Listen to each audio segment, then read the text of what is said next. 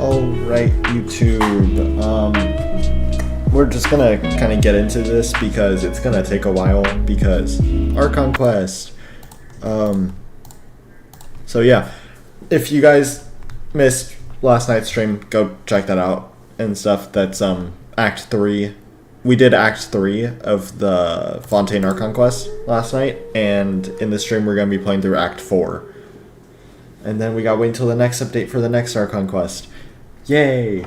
Kind of want to get through this quickly, actually, because I actually have a friend over tonight. My brother and my friend. We actually just went to the store maybe half an hour ago, loaded up on snacks and got some like soda and juice and stuff for tonight. So probably just gonna stay up binge watching stuff. I don't know yet, but I wanted to get this done with before I forgot about it. So we're just gonna do that, grab my daily login thing, and then is there any more mail? Doesn't seem like it. We got achievements though. Alright, let's just get right into this then. Normally I would explore the new areas too, but yeah, you know, kind of just want to get this finished up with, see what happens, find out what happened to Tartaglia, child, whatever you want to call him. Ajax. Investigate, it's not really investigating freely if you're telling me where to investigate. Hey, you over there?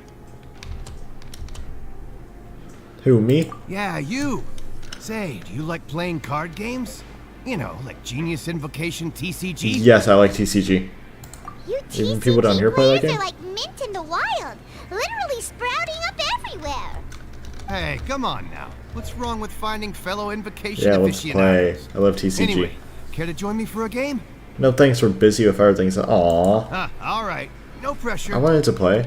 But why would you be looking for people to play Genius Invocation in a place like this? Don't people usually come here to fight? Whether you're throwing down cards or throwing punches, it's all a competition, isn't it? It's all the same in my eyes.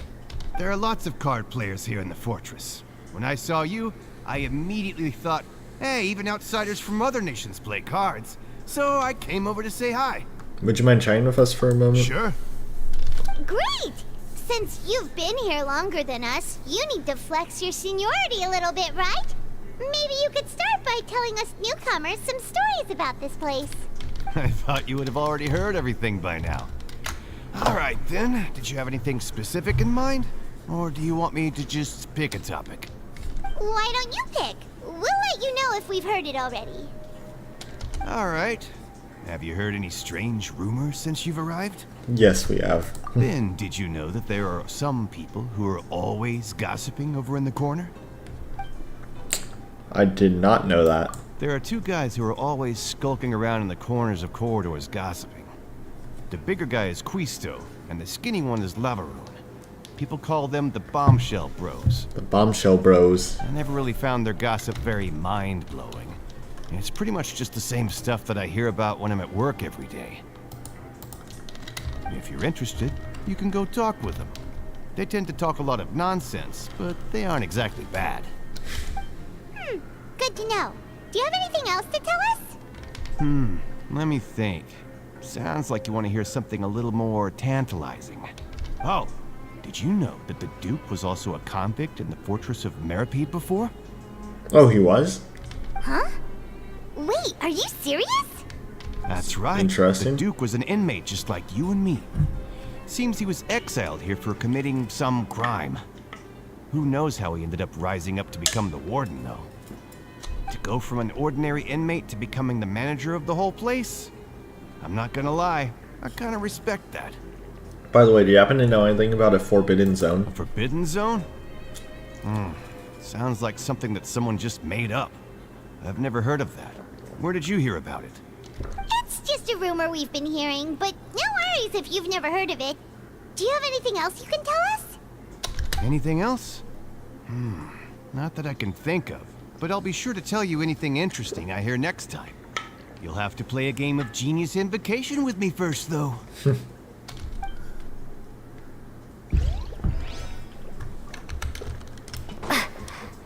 Okay, at least we're all on this floor. I don't have to go running up and down stairs, going in elevators and stuff like last time.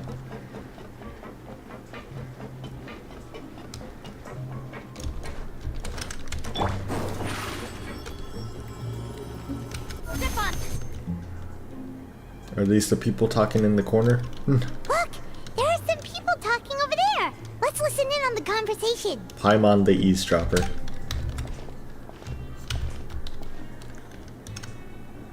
Oh, literally. We're just sitting down here. If you ask me, those pompous parasites on the surface act like they're all a bunch of aristocrats.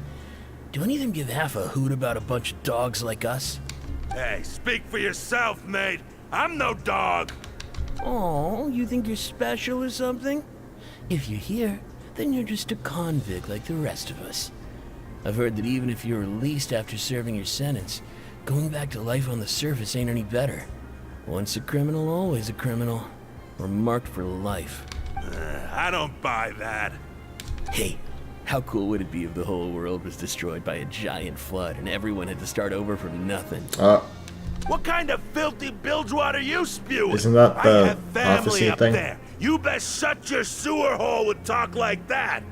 Listen, things ain't so great on the surface, but who says that you have to leave? I've heard that you can still stay here and work even after you've served your sentence. Not bad if you ask me.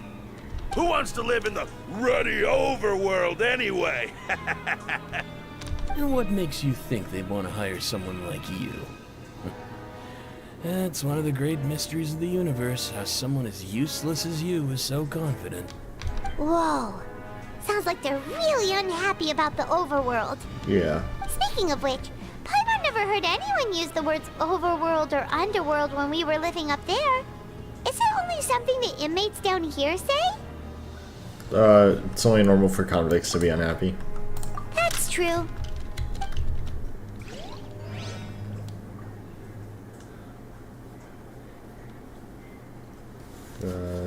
To a friend's opportunity. Thank you, Michael.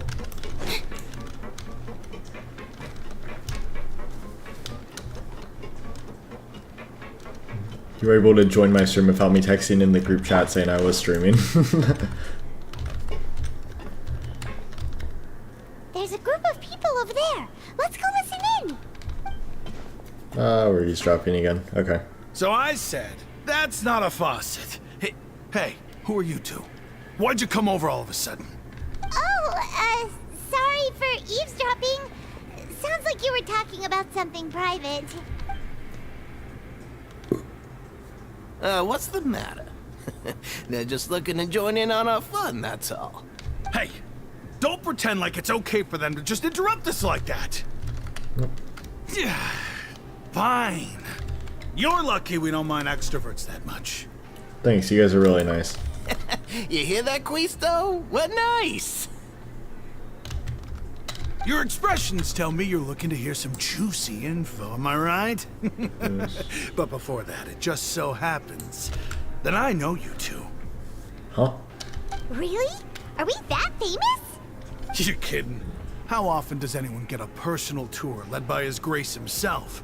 Practically everyone was talking about it. Word has it that you also caused quite the kerfuffle. Oh, it was just a little mistake. A little mistake, huh? I like the way you put it.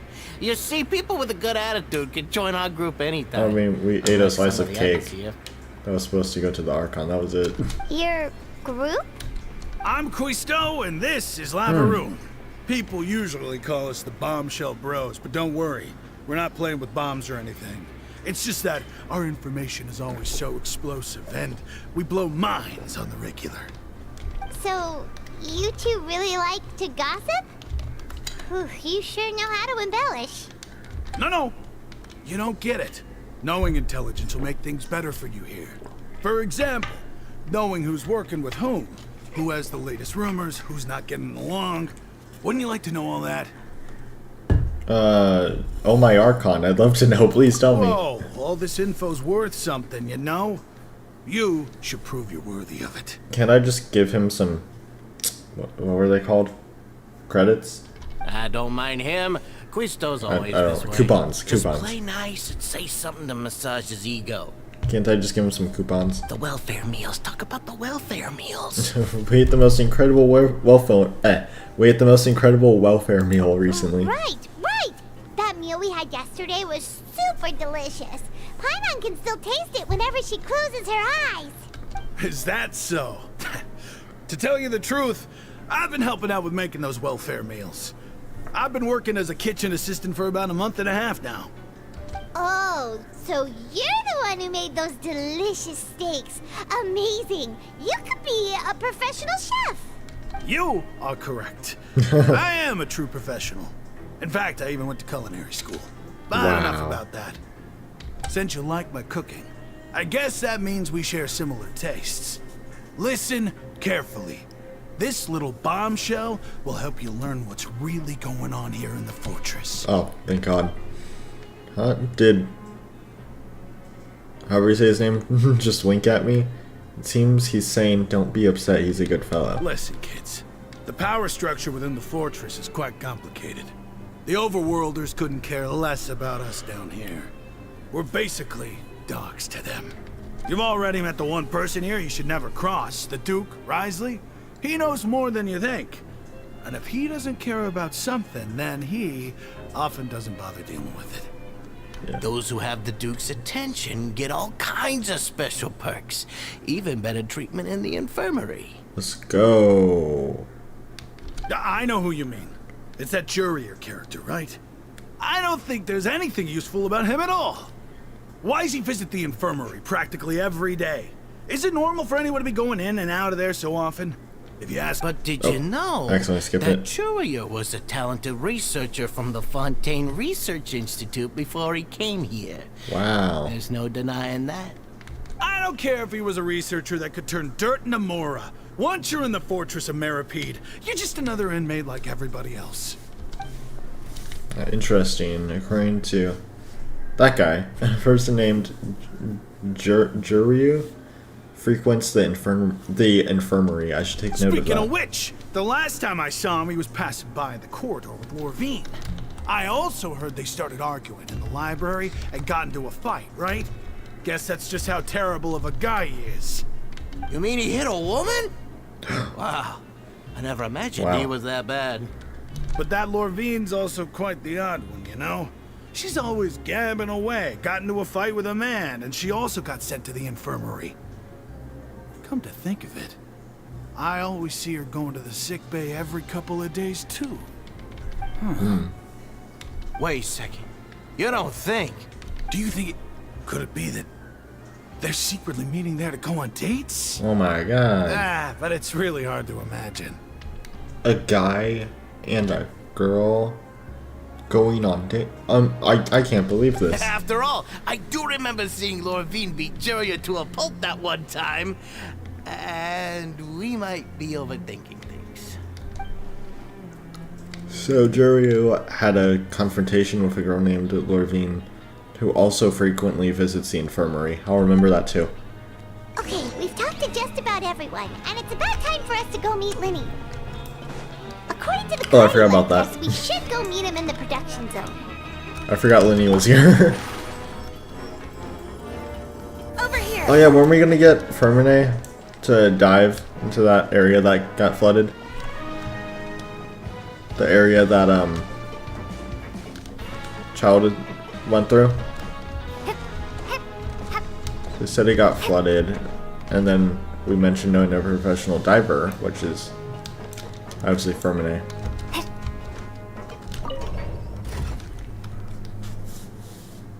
Down we go.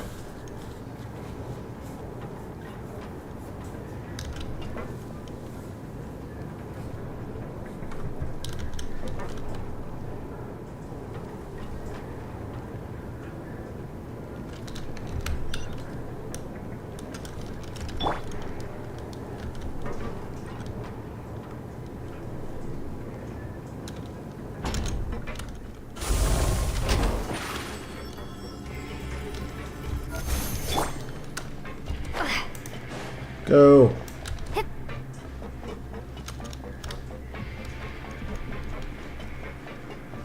Well, we're back in the production zone. Let's go find Linny.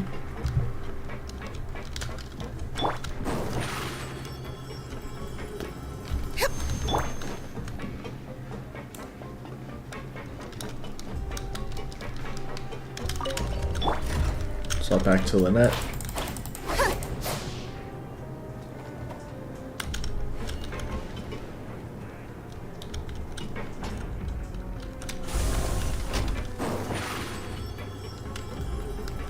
Surprise! I do not see him anywhere. Oh, never mind. There he is. Huh?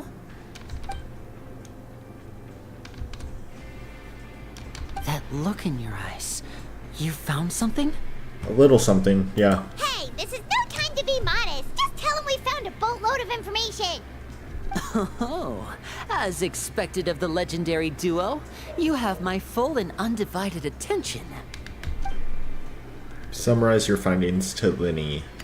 I'd have never guessed that myself. The rumors swirling about this place are unreliable after all, and Master Child probably went missing because he found a way out.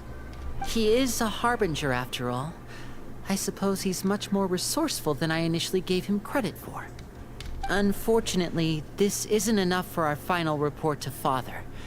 We need to find out Master Child's exact whereabouts. Father told me that even though Master Child said he was just coming to Fontaine for a vacation, he actually had some personal reasons. His agenda might be linked to his disappearance. The most important thing right now is to catch up to him. His escape route is already flooded, so we'll have to task someone with professional diving skills to chase after him. Well, when you put it that way, it's obvious that only Fremine would be up to the task. Bingo! Is he around? He's working today. Coming here as a group would have attracted too much attention. I'll talk to him about it later. Please do, we're counting on you. It's the least I can do. We're all in this together, so it's only fair for us to fulfill our end of the bargain. Honestly, I'm far more impressed by you guys managing to collect all this information right under Risley's watchful eyes. Collecting information has always been our strong point. Now, let me think. To find out more information, Fremine will have to retrace Master Child's original route. And if he's to do that, he'll have to set out on the next pipe cleaning day at the earliest. That's 6 days from now. And after that, he'll probably take another 2 or 3 days to return. You can even estimate how long it'll take for him to get back? We've been working together for a long time. We know each other's capabilities like the backs of our hands. Traveler, what say you to meeting here 9 days from now? We'll be able to pick up Fremine while we're at it, too. Sure. Oh, and there's just one last thing we'd like your help with. Though we can just sit back and wait for Fremine's report on Master Child's whereabouts, we still need to make more progress on the investigation of the Forbidden Zone. Yeah. Fremine's no master of disguise. Lynette's still working on getting intel from the other areas, and I'll need to spend some time helping Fremine prepare for his diving mission. So, you are the only ones we can count on. What do you want us to do? Will it be hard? Well, I won't call it easy per se, but I think you'll be able to pull it off. What is it? Listen carefully. Do I need to get You'll more need to find an information? excuse to get into the infirmary and investigate the room and environs. You've mentioned several sketchy-looking people always meeting at the infirmary earlier, so it probably has something to do with the secret we're hoping to uncover. You've already met the head nurse, so she'll be less suspicious of you. Investigate the internal structure of the infirmary and any active dealings within, and pass those on to me alongside anything else you're able to discover.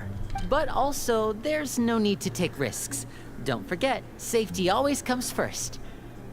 Did you only say that because I'm an amateur? No, when it comes to intelligence gathering, I'd never consider you to be an amateur. Didn't you say it yourself? It's always been your strong suit. I'll believe anything as long as it comes from you. So, please prove your prowess to me once again. All right, then we'll head out as soon as we finish our prep. Let's go our separate ways for now then. Don't forget, we meet here again in 9 days. Stay safe. 9 days. After doing some prep work with Paimon, you begin slowly approaching the infirmary. I didn't get to read the rest of that, but yeah, there's that. Paimon's little peek around the corner. For now. Paimon will take a peek. I like the new little There animations seem to they be gave several him and people stuff. inside.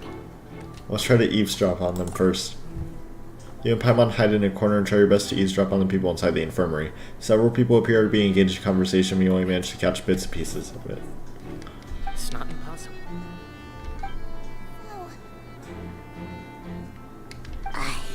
It's a bit hard to understand them from here. So, why don't we just try to talk to them in person? Let's go as soon as you're ready. Long deep breath before inhaling a large amount of vapor from a sign. If you recall correctly, the potion is the result of a failed attempt at alchemy you once performed with Paimon. It's going way too fast. I cannot read all this. Having given it a good whiff, you hand the potion back to Paimon and stow it in your... Okay. It's making us seem like we're sick. She's sick!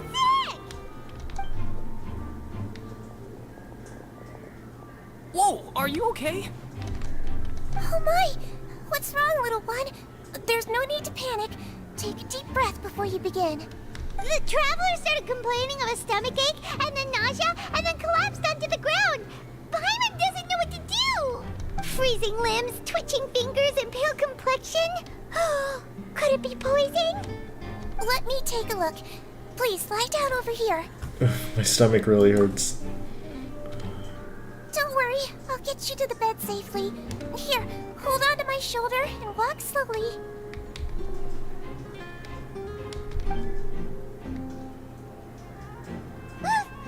You can do it, Traveler! Thank you. I'm sorry. Don't apologize. You're sick after all.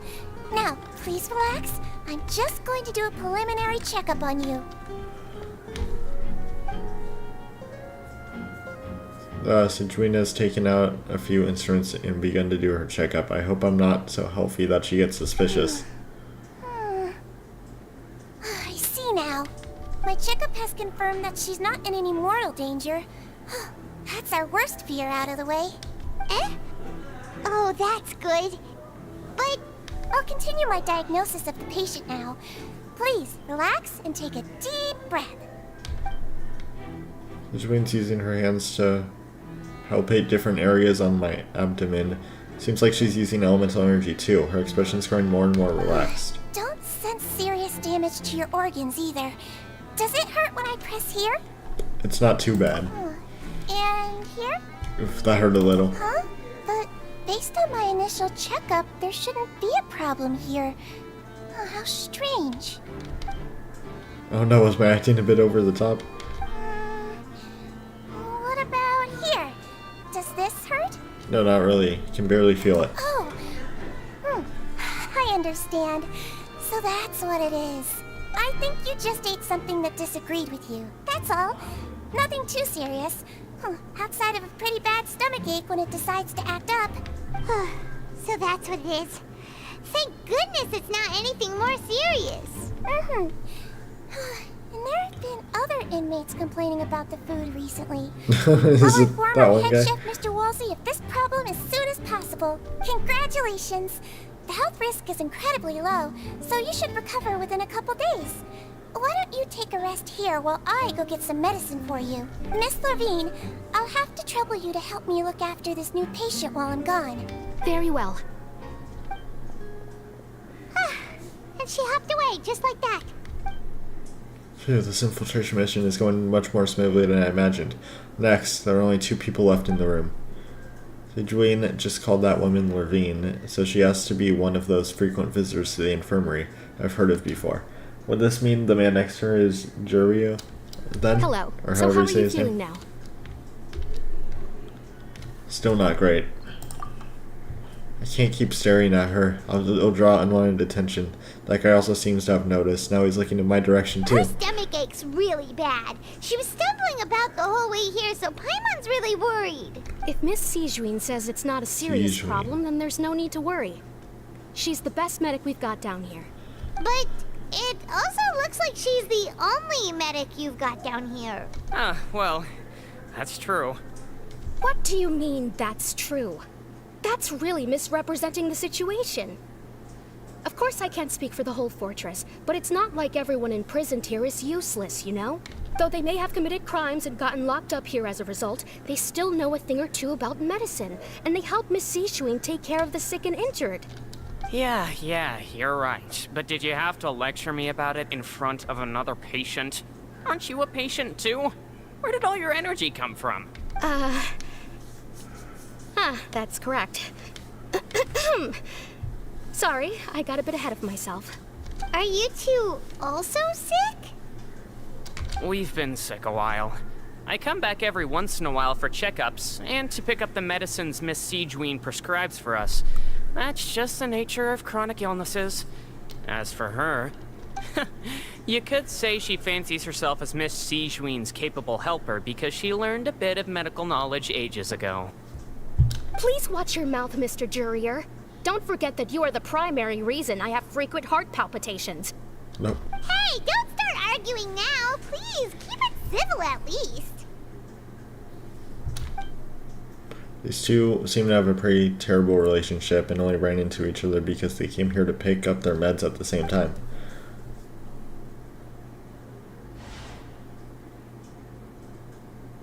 But outside of the two of them, there's nothing suspicious inside the room. All the files on the table appear to be patient records, and while there's a box, I can't check it out right now. There also aren't that many furnishings on that wall.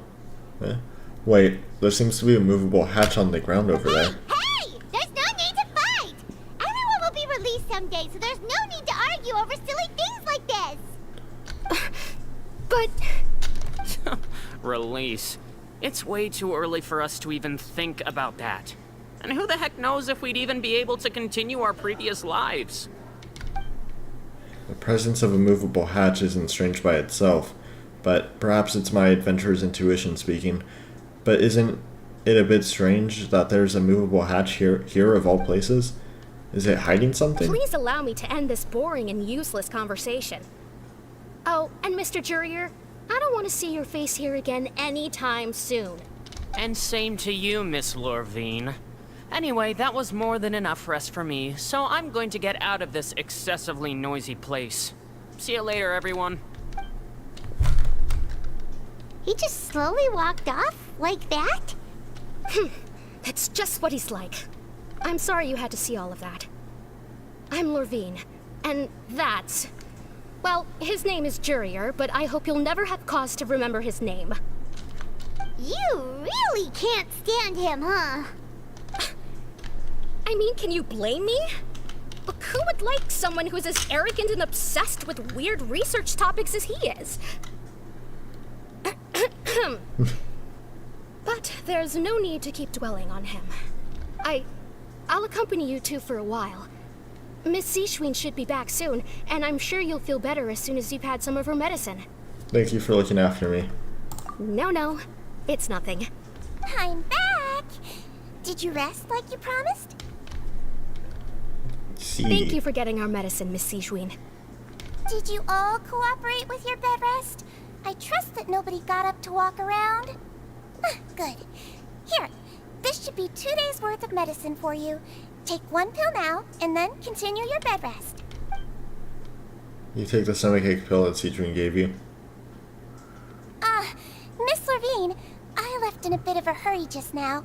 Do you still remember if we discussed the color of the pill that you should be taking today? I remember. You said it should be yellow. Did they talk about that before we walked in? Why don't I remember? Yellow, huh? I understand. These are yours. Please, make sure to go to bed early after taking them tonight. You'll benefit from a good night's sleep. All right, then I'll also be on my way now. I hope you feel better soon, too. Thanks. See ya!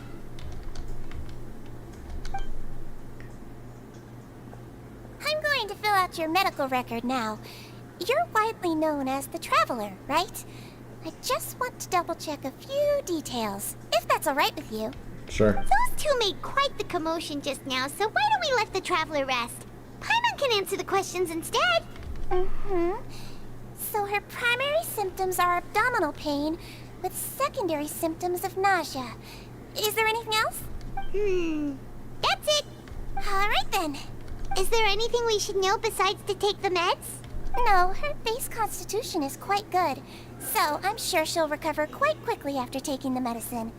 Please, make sure to stick to bland or less stimulating foods. And don't stay up too late at night.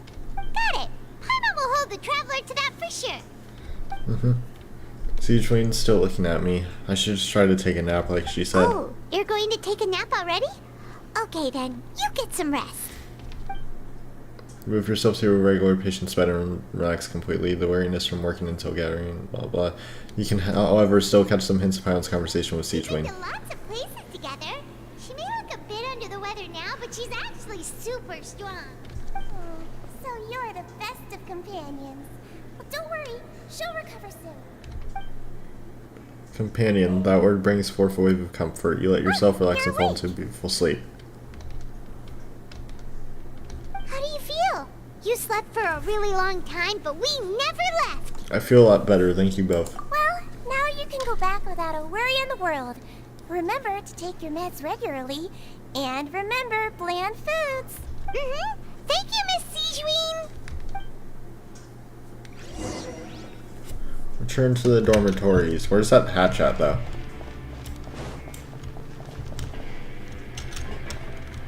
Oh, it's right here. It's probably like a domain thingy. If I had to guess. We didn't get a domain type thingy in the last Archon quest. In Act 3. I think, but we really didn't get that much in Act 3. It was kind of just like repetitive stuff. I feel like we didn't really get any cutscenes, you know? I feel like normally we get like 2 to 3 cutscenes per Archon quest act, but we didn't get any of that one. You really are something. To be able to fall asleep like that and even sleep talk the entire time, you scared Paimon half to death! I slept talked? Did I say anything I shouldn't have? No, but you kept mumbling things along the lines of, Pyron, don't take my grilled fish, and put down the Adeptus Temptation now! Paimon talked with Siegewine the entire time you were asleep. She seems like she's just a sincere nurse, and Paimon didn't notice anything unusual in the room. Are you sure we're not going off track with the infirmary? Are we really off track, though? There are still a few weird things about the place. That movable hatch on the ground, as well as the question Siegewine asked Lorvine. And also, were they really talking about their meds before we walked in? Oh, and was Lorvine and Juria's argument genuine, or were they just playing on a show? Paimon, hear me out. Whoa! You really are super thorough. All those tiny little suspicious things that Paimon didn't even pick up on. We've got to give the info to Linny. Yes, we do. Over the next few days, you and Paimon work out your stations as normal. During shifts, however, you manage to find opportunities to write keywords relating to your suspicions on a piece of paper.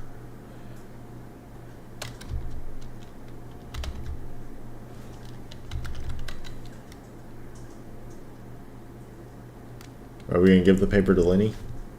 You manage to pass the slip to a busy Lynette as she happens to pass by. Her disguise is impeccable, and she does not even look at you or change her expression as she pockets the info.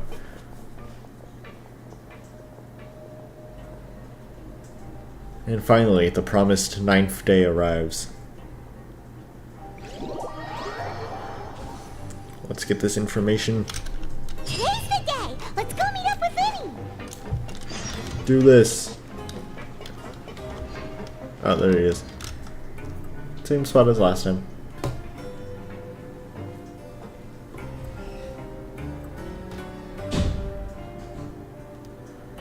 Oh!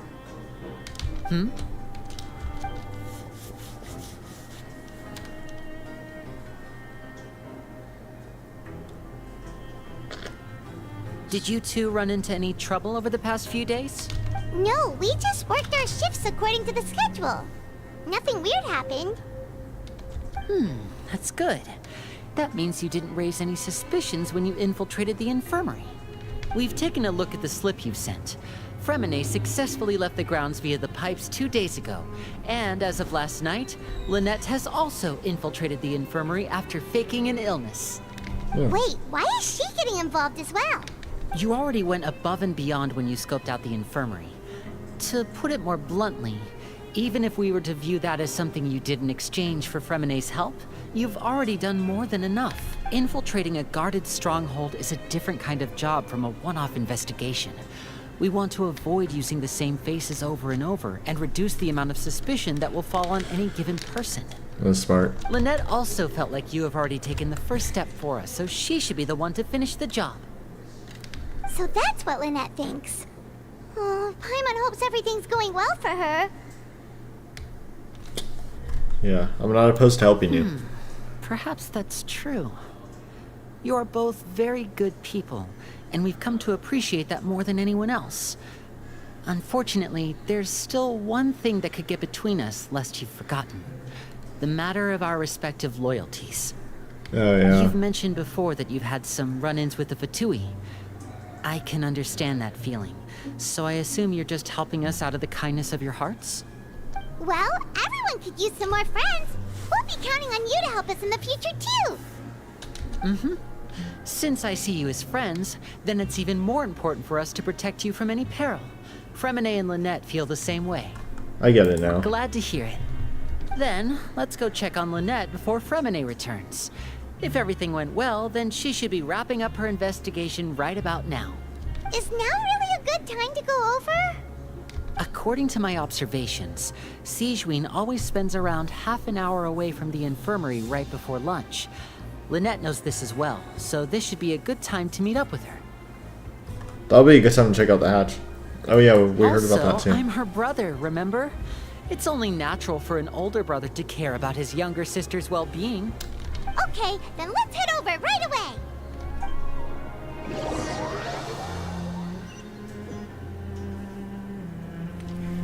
Go to the infirmary in secret. Let's check out that hatch.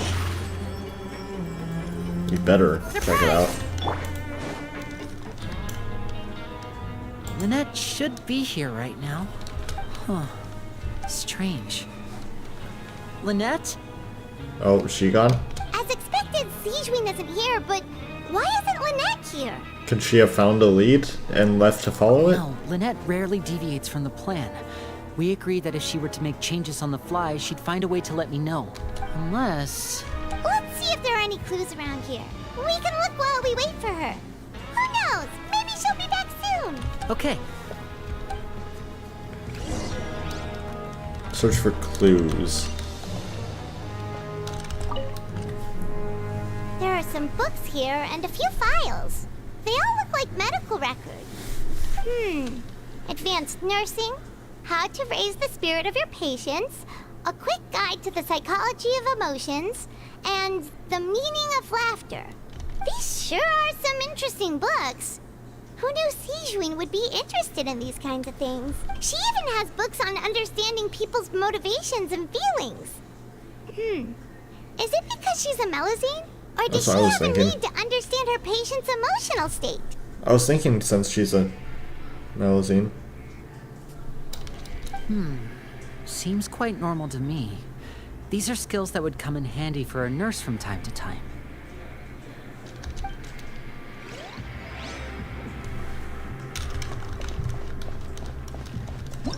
Oh, wrong button. None of the beds have any signs of having been slept in. Except that one over there. That's the one Lynette must have used, right? You said she was pretending to be sick. She would have said her migraine was having a particularly bad flare-up. Generally speaking, the head nurse would then ask her to lie down and rest, while she left to retrieve the medication. But this bed is still unmade. Which means either the head nurse didn't return the entire time from when Lynette laid down up until she left the bed, or the nurse intentionally left it this way. Oh no, that's not a good sign.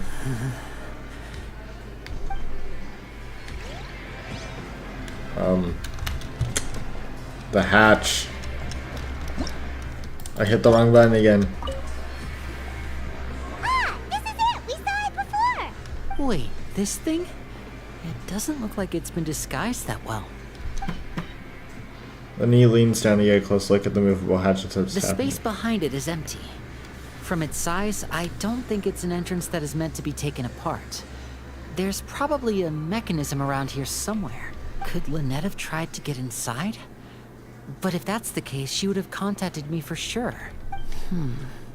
Let's look around here for some more clues. Don't panic, just take another look. The look on Lenny's face, he's definitely beginning to panic. Don't panic, he probably said that subconsciously more for himself than anything else.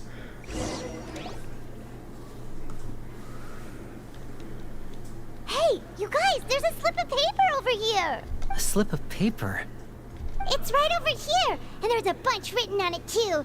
It reads, out of respect for your usual practices, I'll use a piece of paper or card as the medium to pass on my message. You may consider this as me giving you my best regards. So she did leave a way to contact him, we just missed it. This is... Is that all? Is there anything on the back? The back. This is... Show me! What? Now! What? That look on your face. Paimon's reading it now. Would you care to guess where Miss Lynette of the Fatui could be right now? No. Could she have... Is she already... Wriothesley. Wriothesley. Deliberately leave the infirmary unguarded to use it as bait? Wait, you mean he was aware of our goals from the very beginning? But why? We didn't run into any trouble last time, and he also never reached out to us since. Why would he choose to act during our second infiltration attempt instead of the first? Yes, that is a crucial question. Wriothesley, he doesn't do anything without a clear goal or reason. So this means he had no concerns about your activities from the very beginning. You're not from the same camp as us. You were sent down here by Nervulet, so you have no conflict of interest with Wriothesley. We're a completely different story, though. Why did he only go after Lynette? I'd like to know that, too. Why did he only go after her? Don't panic. Just think everything over. I have to stay calm. This is not like what happened last time. The situation's different now. What happened last time? Wait, you're right. Wait, but that means the fact that Fremine was able to leave the grounds. Could Wriothesley have let him go as well? Why is he only going after Lynette? What does he gain by letting Fremine leave like that? I get it now. I don't. He deliberately made them both disappear. So he's challenging me and trying to provoke me, I'm sure of it.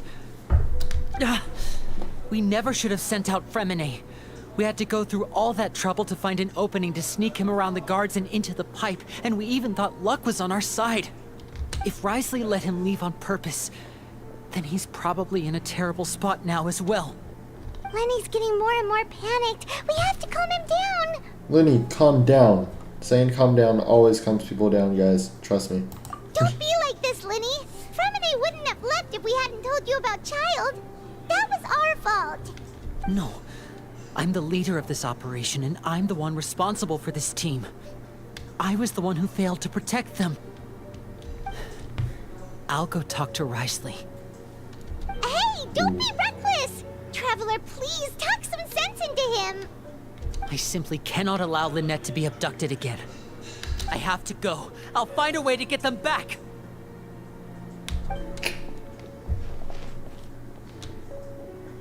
He's rushed out the door! After him!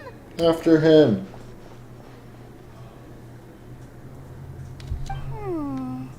Oh. She was there? Right. I feel like we still have some room to make changes on these details. It's not impossible, but it'll require extensive testing. Is that so? Very well. Then please be mindful of the time. What? Huh? Is someone? Pack everything up. Whoever's outside is eavesdropping. They'll probably come in once we stop talking.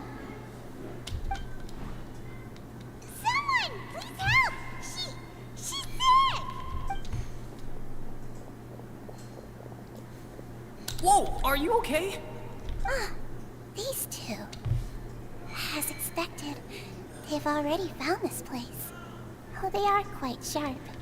What a delightful turn of events. I like smart people, but I also like playing dumb. I like the feeling of being trusted. Oh my! What's wrong, little one? There's no need to panic. Take a deep breath before you begin. Being able to read human expressions is quite the useful skill. Wait! Wait! It's no use. We have to catch up to him. Let's go. I think I might have made it a little too spicy. Sorry. Hold on, my brother came in and rudely interrupted the dialogue. You said that you was wanted happening. me to make you ramen. So Thank you. And I might have accidentally made it a little too spicy. Nothing is a little bit too spicy for me. I eat spicy stuff all day. Okay. Thank you. He's already out of sight. How is he so fast? Yeah, he's out of sight because Off at Risley's office. we took forever because my brother rudely interrupted me.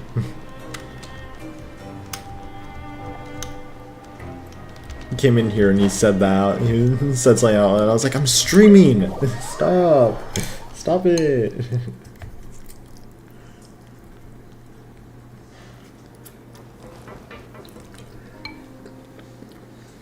Come out and face me, Risley!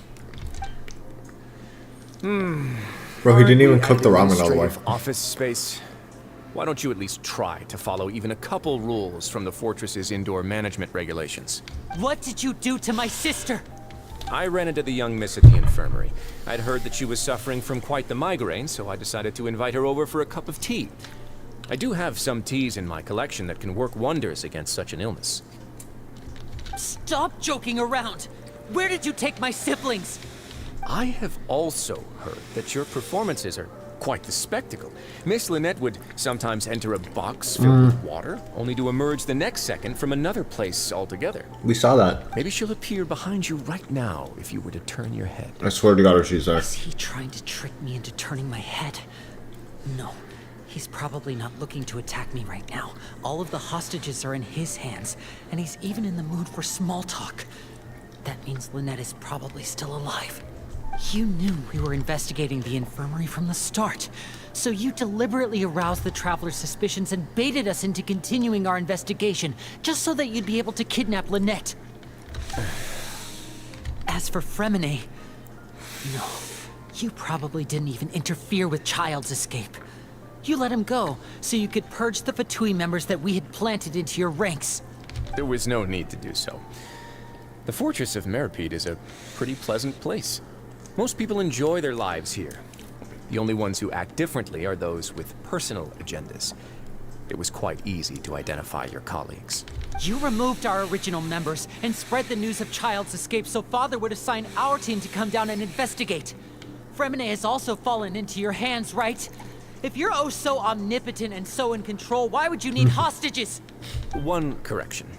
Lynette is in my hands right now, but Fremine is not. Huh? He's not. What do you really want? So where is he? Oh, wonderful. Everyone is here, so I'll only need to say this once. Thank you so much for cooperating with me. Where are Lynette and Fremine? Eager and to the point, I see. Alas, only Miss Lynette is currently having a cup of the fortress's finest tea.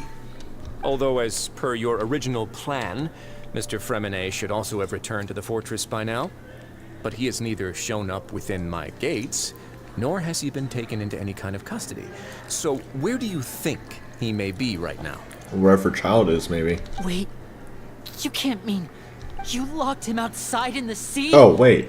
I closed the fortress's gate to the outside world. That's all. Fremine's a star diver, so he should be fine, right? No, we're still here, so he'd definitely try to find a way to come back for us. So we can't assume he might have made a break for the surface. But why would I do this, you may be asking? To have an audience with you, of course. My intel tells me that Mr. Linney is a great magician, so it's only natural for me to want to have some cards of my own when it comes to negotiating. You know, Risley, I liked you at first. But now I feel betrayed. Besides, I do recall you mentioning to Miss Lynette that you've always wanted to have a face-to-face meeting with the Lord of the Fortress of Meripede, regardless of whether it was in a personal or a professional capacity. Well, you got your wish. So, you've been keeping tabs on us before we even set foot in the fortress. Some of my folks just happened to hear a thing or two, that's all. In any case, I will be straight with you. He's got spies everywhere. I was willing to play dumb and turn a blind eye, so we had a pleasant few days playing games together here. But once you started focusing on the Forbidden Zone, all of that changed. Mr. Linney, the cards are stacked against you right now. Miss Lynette is in my hands, and Mr. Fremenet is still slowly being pickled out there in the brine. You know just as well as I that he cannot last out there forever. Fight me. You need do but one thing to guarantee their safety. I would like you to contact your superior, and ideally invite her over for a cup of tea with me. The knave? You want to see Arlecchino? Father? But why should she bother giving you an audience? Well, if she cares for the well-being of her dearest children, she should have plenty of motivation to join me for a parents' evening. I've heard that the bonds between the members of the House of the Hearth are like the bonds of family. I don't see why she would refuse. Why did you think Father sent us to handle the Fortress of Meripede? This place is basically a no man's land. It wouldn't be fitting for anyone as important as a harbinger like Father to come here in person. Well, because of child. Oh, I see. So it's because she doesn't care for my place here. That's such a shame. After all, I've amassed quite the tea collection. I was looking forward to sharing it with her. Both Monsieur Neuvillette and Lady Farina have already received many samples as gifts. Was this the extent of your master plan to get to Father? No matter how much pressure you may put on me, I won't allow you to use us to blackmail her. You people really are difficult to get along with. All I'm asking for is a face-to-face conversation. Does she truly have no interest in the fortress's secret? I'm confused. Are we going to be on good or bad terms with Arlecchino? Like, is there going to be a boss fight with her? There has to be, right? We've had a boss fight with every single Harbinger so far, besides Dottore. Which I guess they could just do what they did with Dottore, Nocubus, and Arlecchino boss fight. Maybe later in the story. Mr. Linney, you have one last chance to invite your father here. If you refuse... Lenny! Why do you have to do this? Instead of asking why I'm doing this, why don't you try to see things from my perspective for a second? From the very beginning, the Fatui has been actively infiltrating my fortress. I gave you a warning by cutting off the first few operatives I found. Did he do that something only to caused you Child then? Double down. Had you given up on the Child fortress literally then just and got there, sent here. I'd have no reason to want to talk. It wasn't him trying to infiltrate the place. He just kind of... Mr. Fremenet left the fortress on his own, and Miss Lynette tried to pry out my secrets right in front of me. No matter how you look at it, the responsibility for this falls on you. I shouldn't ask Father to do anything because of us. 6, 5. Oh, he's counting down. Wait, 2, 1. Time's up. It really is a shame, Mr. Linney.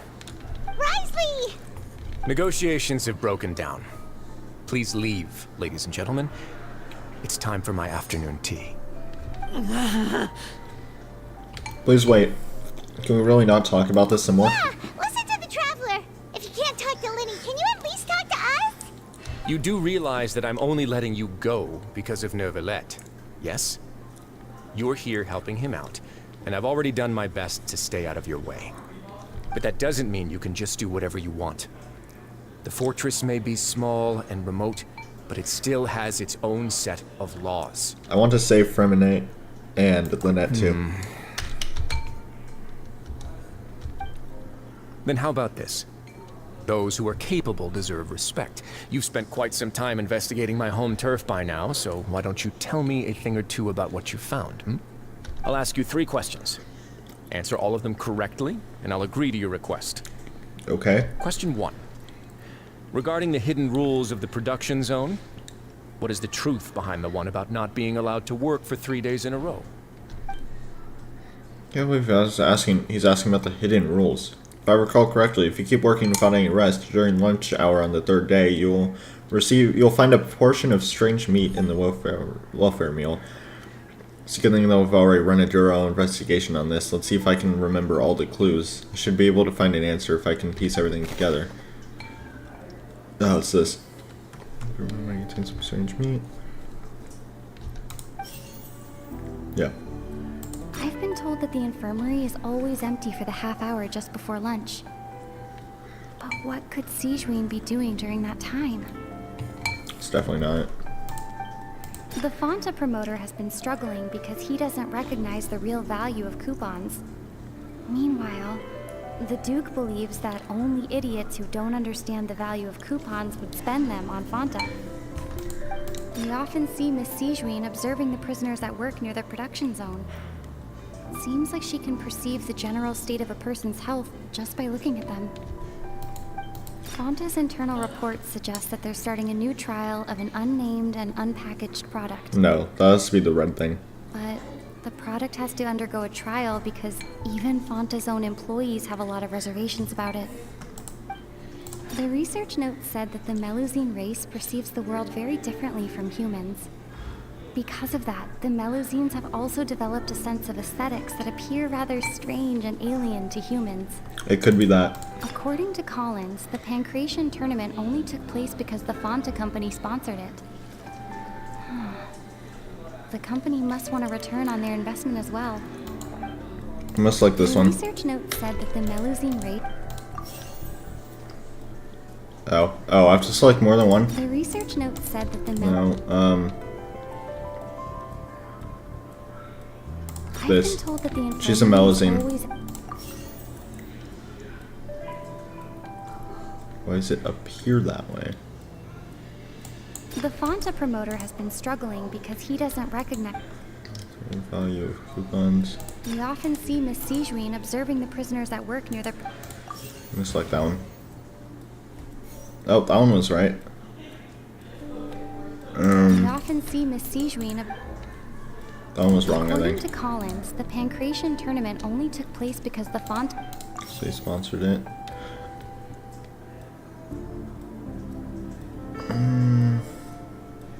The Fonta promoter has been struggling because... No?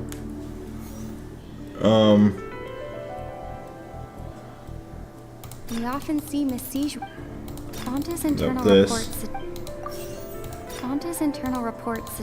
No, the this. research note said that the... That one was right. This. We often see Miss This one. Sijuin observing the prisoners... That was right. Let's go. So Click. that's what's going on. Hanan understands it now. Who would have guessed? The hidden rule of the production zone. People are not supposed to work 3 days in a row, and if they do, they'll get strange meat in their Oh my god, she has the she has the glasses again. Meat must have something to do with the people who disappeared, but in reality, they were all prepared by Sijuin, the head nurse. She often visits the production zone to observe the workers' health and makes a note of anyone who has worn themselves out after 3 full days of work. Out of her sense of duty as the head nurse, as well as her genuine concern for the workers' health, Sijuin visits the cafeteria right before lunch and cooks an extra dish for those who can use the stamina boost. Sijuin has only the best intentions with her surprise gift and doesn't want anyone to find out about what she does. However, unfortunately, Melusines as a race perceive the world differently from humans, and their sense of aesthetics is even more alien to us. The recipients of her lovingly prepared special meals cannot taste the care within and usually just freak out. Are we on the right track? Not bad. You've uncovered Sijuin's secret and even guessed her intentions correctly as well. It's nice to know that her efforts have not gone unacknowledged. All right, now for my next question. There are also some hidden rules in the Pancration ring, including the one that you're not allowed to support both sides of a fight. Why is that? In rules of the Pancration Ring, I remember if someone tries to support both boxers at the same time, they'll receive a package the next morning, which contains a strange blood-colored liquid. I've also done a lot of research on this matter. Let me sift through what I found. Okay. Yeah. Okay, I think I have this one pretty much figured out. It was... I think this one? According to Collins, the Pancration tournament only took place because the Fonta company sponsored it. Yeah. They sponsored it. Fonta's internal reports suggest that they're starting a new trial of an unnamed and unpackaged product. Yeah, this one. The Fonta promoter has been struggling because he doesn't recognize the real value of coupons. Yeah, the coupons. Yep, bam. I did it first try. Paimon gets this rule too now, so there really was nothing to be afraid of. That hidden rule of the Pancration Ring is about how, people are not supposed to bet on both boxers at the same time. And if they do, they'll receive a package containing a strange, blood-colored liquid. People get scared when they see it because they've subconsciously begun to associate it with the missing boxer. But really, it's just a bottle of the latest yet-to-be-named and packaged new Fonta trial product. A blood-red drink. It's no wonder even Fonta's own staff were questioning the company's decision-making. The company, facing backlash from its own staff, decided to try to trial the product on a smaller scale to see how it might be received by customers. They came to the fortress of Meropide and offered to sponsor the Pancration tournament so they could push their new product. But the Duke completely refused to even entertain the idea. The Duke, knowing how valuable coupons are in the fortress, knew that only total idiots who didn't understand their true value would bother buying a Fonta product here. And so, only those who proved their stupidity by being dumb enough to bet on two opposing sides of the same match were selected to receive the drinks. I acknowledge the effort you've put into bringing the truth of this mystery to light. Although, based on your description, that Fonta promoter is a bit too careless with his words, I may just reconsider my collaboration with the company. All right, and here's the final question. What's the secret behind our head nurse and all of her patients in the infirmary? We haven't collected enough info to answer that question. Stop your cruel and pointless games, Risley! You know that we haven't finished our investigation, so there's no way we can answer the last question. The thought of sparing Lynette and Fremine never even crossed your mind. Linny. You'll pay for this! Oh.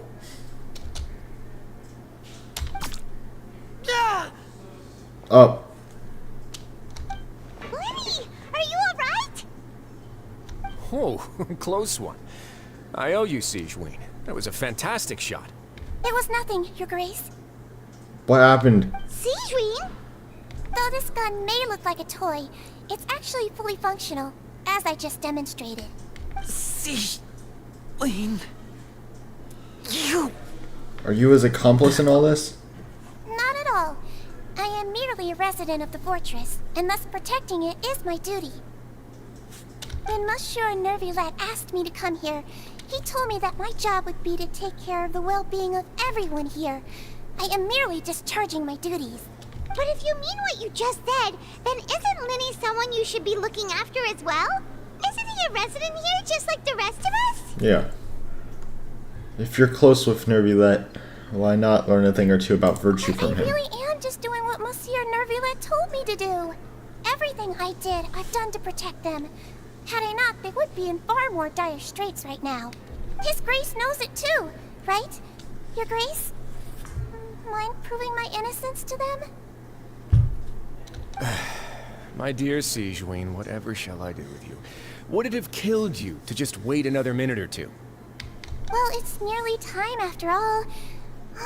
The way you do things can be truly frustrating sometimes, Your Grace. I figured I should try to talk some sense into you. What are you talking about?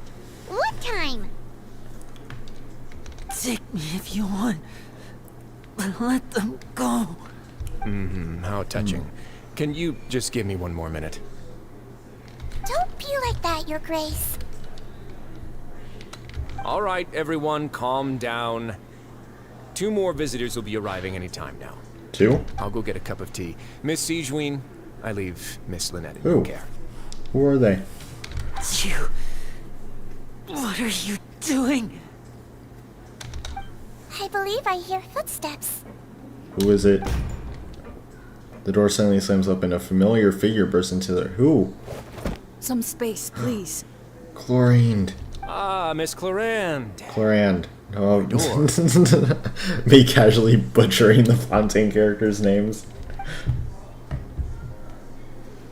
Fremine. Oh. Fremine. What's going on? What is Cloran doing here? Work.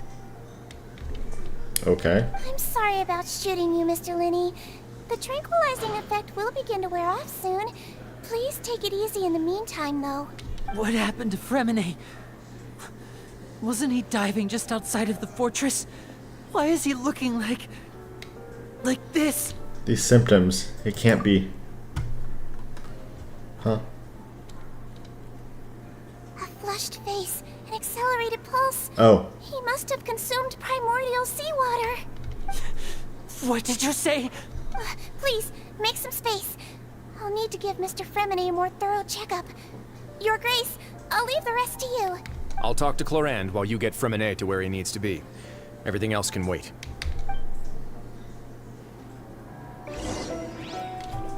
Try to understand the situation of the people around. Linney's expression looks disgusted. It seems like he'd rather not have Siegewien touch Fremine. Still, he didn't stop her, since it's obvious that Fremine does require urgent medical care.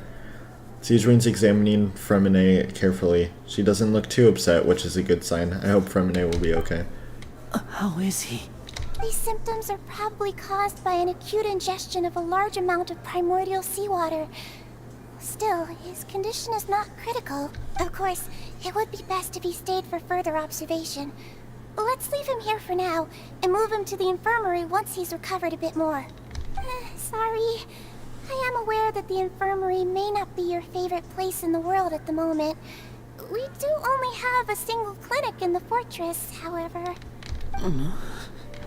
Why would he ingest a large amount of primordial seawater after leaving the fortress? How could that possibly happen? Please, look after Mr. Fremine for the moment. I'll go fetch some medicine and a respirator. Oh, I'll bring Miss Lynette back with me. Where is she? How is she right now? Oh, she just took a nap in an empty room after I tranquilized her. If my calculations are correct, she should also be waking up right around now. You might not believe me, but His Grace and I actually made some snacks and tea for her. Linney has finally begun to stop tensing the muscles on his face. It seems like he trusts what Siegewien just said.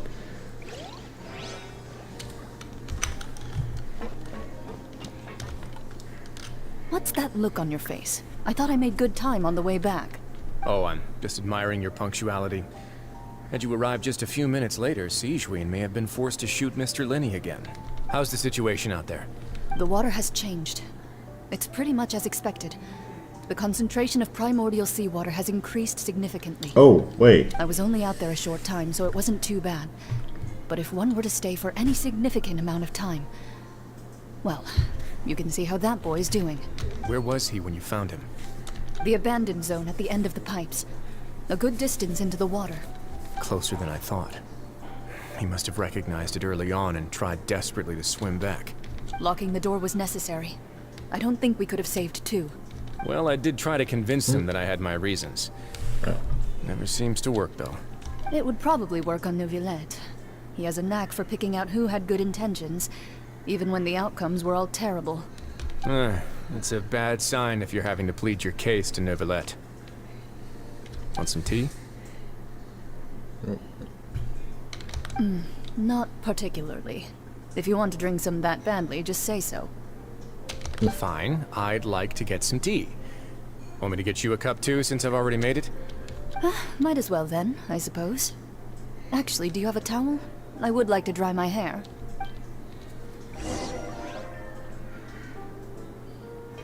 Linny, are you okay? I'll be fine. They're all here now. Don't worry about me. Are you sure? You don't look all right. My hands and feet are still a bit weak, but that's probably just the residual effects of the tranquilizer shot. I'm back, everyone. Well, not. Lenny! Oh, Traveler, Paimon, you're here too. Remine? Is he... He'll be fine. But for now, please help me lift him up. Lenny and Lynette immediately come to lift Remine up. Can't read all that.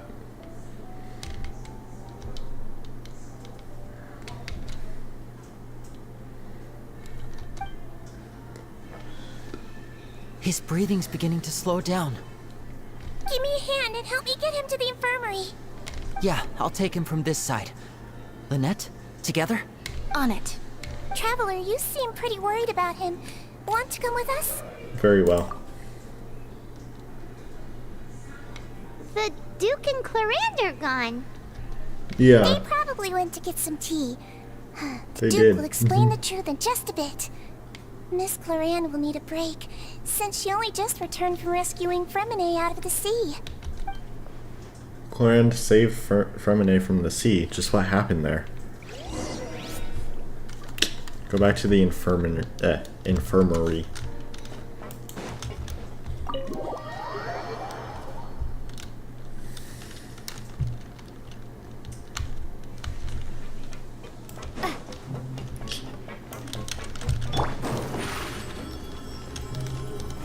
Step on up!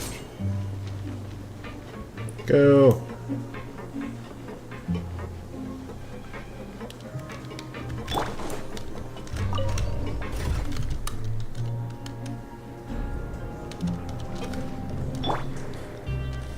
Use the net again.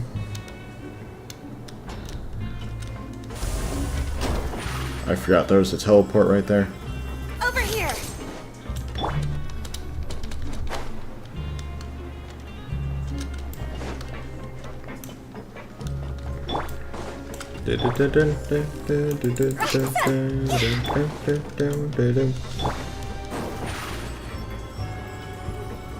Step on up! Yep, it's this way.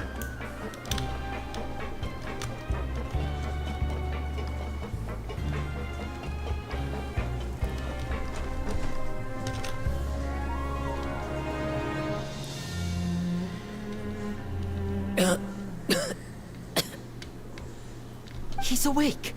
Fremine, how do you feel? Lenny. Lynette. We're all here. Where am I? The infirmary, at the Fortress of Meripede, Mr. Fremine, and you are no longer in any danger. How do you feel? Don't push yourself if you're not feeling up to it. Traveler. Paimon. It's been so long. The sea. There's something wrong with the seawater. Shh, it's okay. We can talk about it after you've recovered. That Fontaine prophecy thingy. No, listen to me. This is really serious. There's primordial seawater mixed into the regular seawater. I don't know why it's there, but no one should touch it. What happened after you snuck into the pipes? Pipes. Right, the pipes. It's all coming back to me now. Flashback time.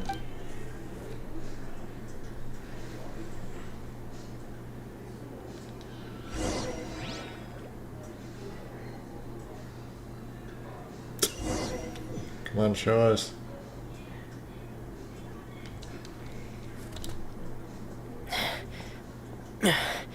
I'm in. Seems like this pipe hasn't been used in a long time. It looks abandoned.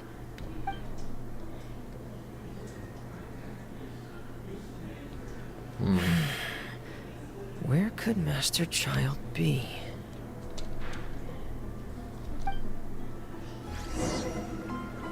Oh, let's go. What I get in here?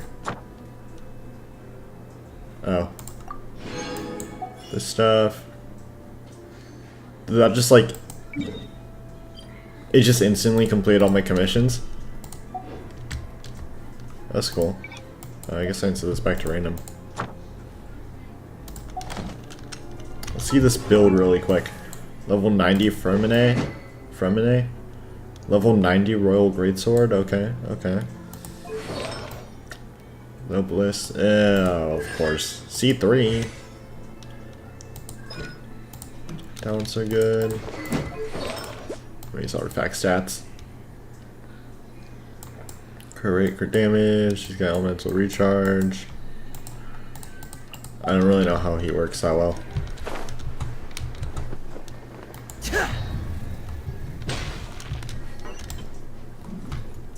Oh, he's got the spin attack, of course.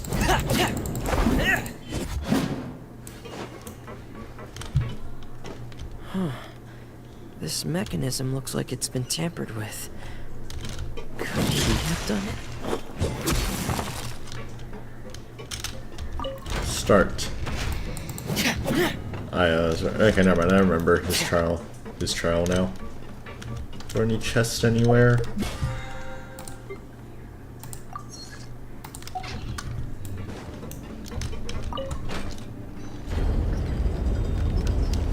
This reminds me of those levels from like Skylanders. This reminds me of those Skylander levels where you had to like rotate the little things around to get around to the different areas. I'm guessing this one brings it up, and then the one over there rotates it.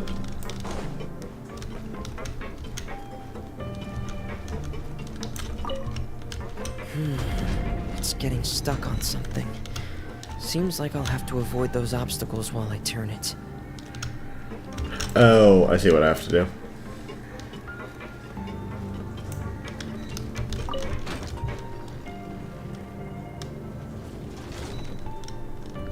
Yeah, we gotta bring it down. And now I go over here.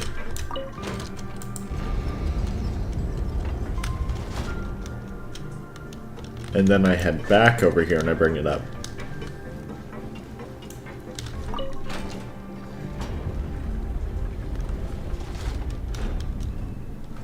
And then I can head back over here and go on it. There we go. I'm so smart.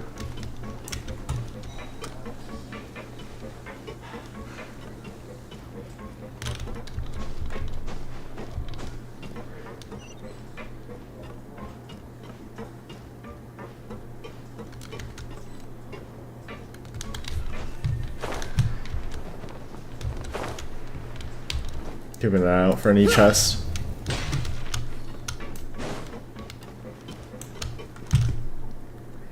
This is where the water starts. Okay. Master Child probably dived into the water. I'll go take a look as well. Dive into the water to continue your investigation.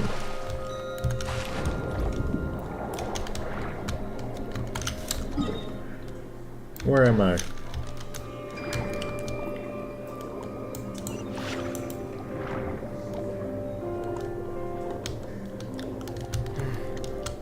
The vegetation here is a bit more sparse. These traces aren't natural. A person must have left them, and recently. I should be going in the right direction. There are traces here too. I need to keep going. Can I do a little jump? Aww. I thought there was a little air pocket there. Traces are gone. But I don't see where he could have gone from here. Wait. What the?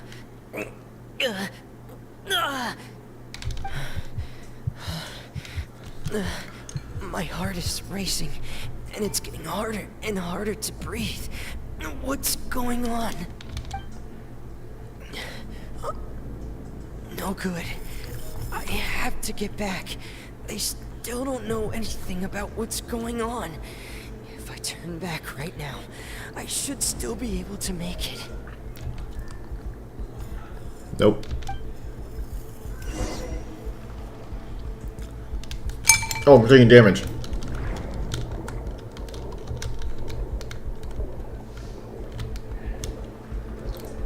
Sitting there eating, reading the dialogue and listening to it and stuff. I didn't expect it to.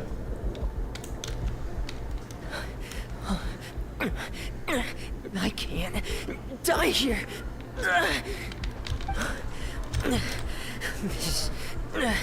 This is bad. I'm feeling worse and worse, and I'm still underwater. I have to push on. There he goes. Oh, and then Corian found him.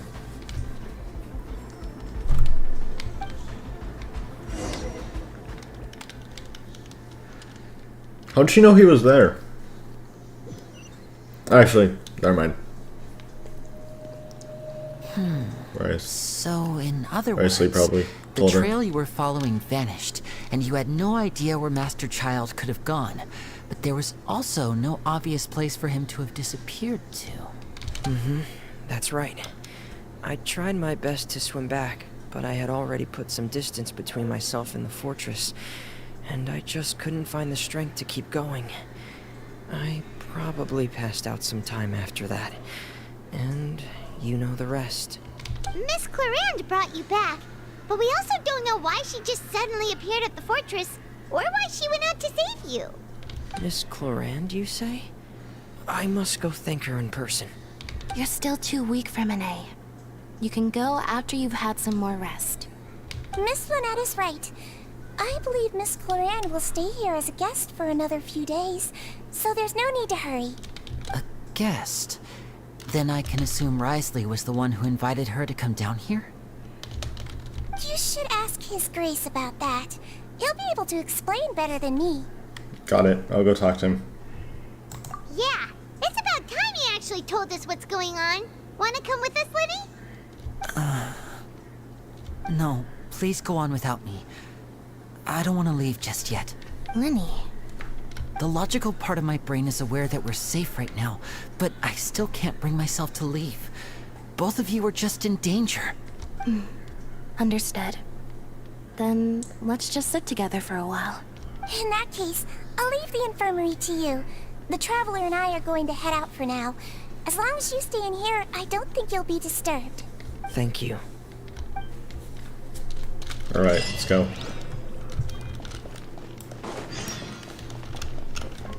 Back to the Duke's office.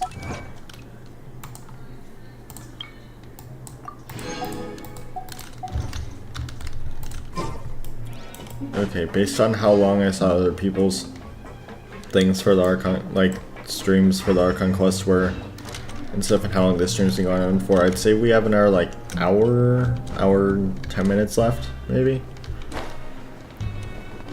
Not sure. Obviously, if you're watching this after, I'm done with the stream and stuff like that. Already uploaded thingy and stuff, you'll be able to see how much longer there is, but yeah. I think we got like that much longer left. Excuse me?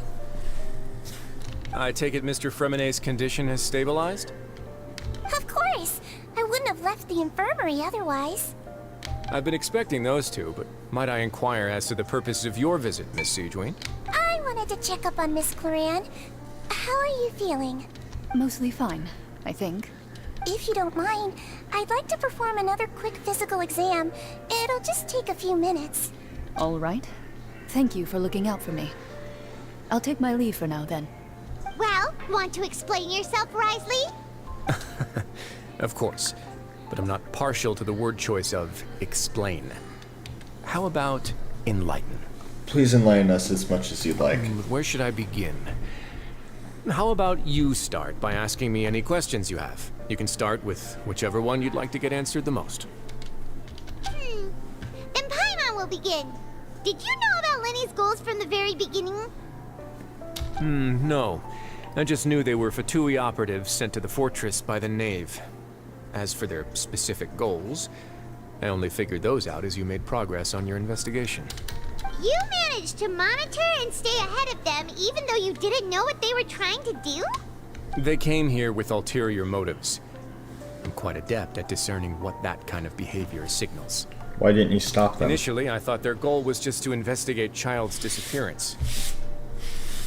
Linny suggested that I had deliberately let him escape, but in truth, I didn't really do anything special to help or hinder him while he was here. Everything he did, from finding helpers to leaving this place, he did on his own.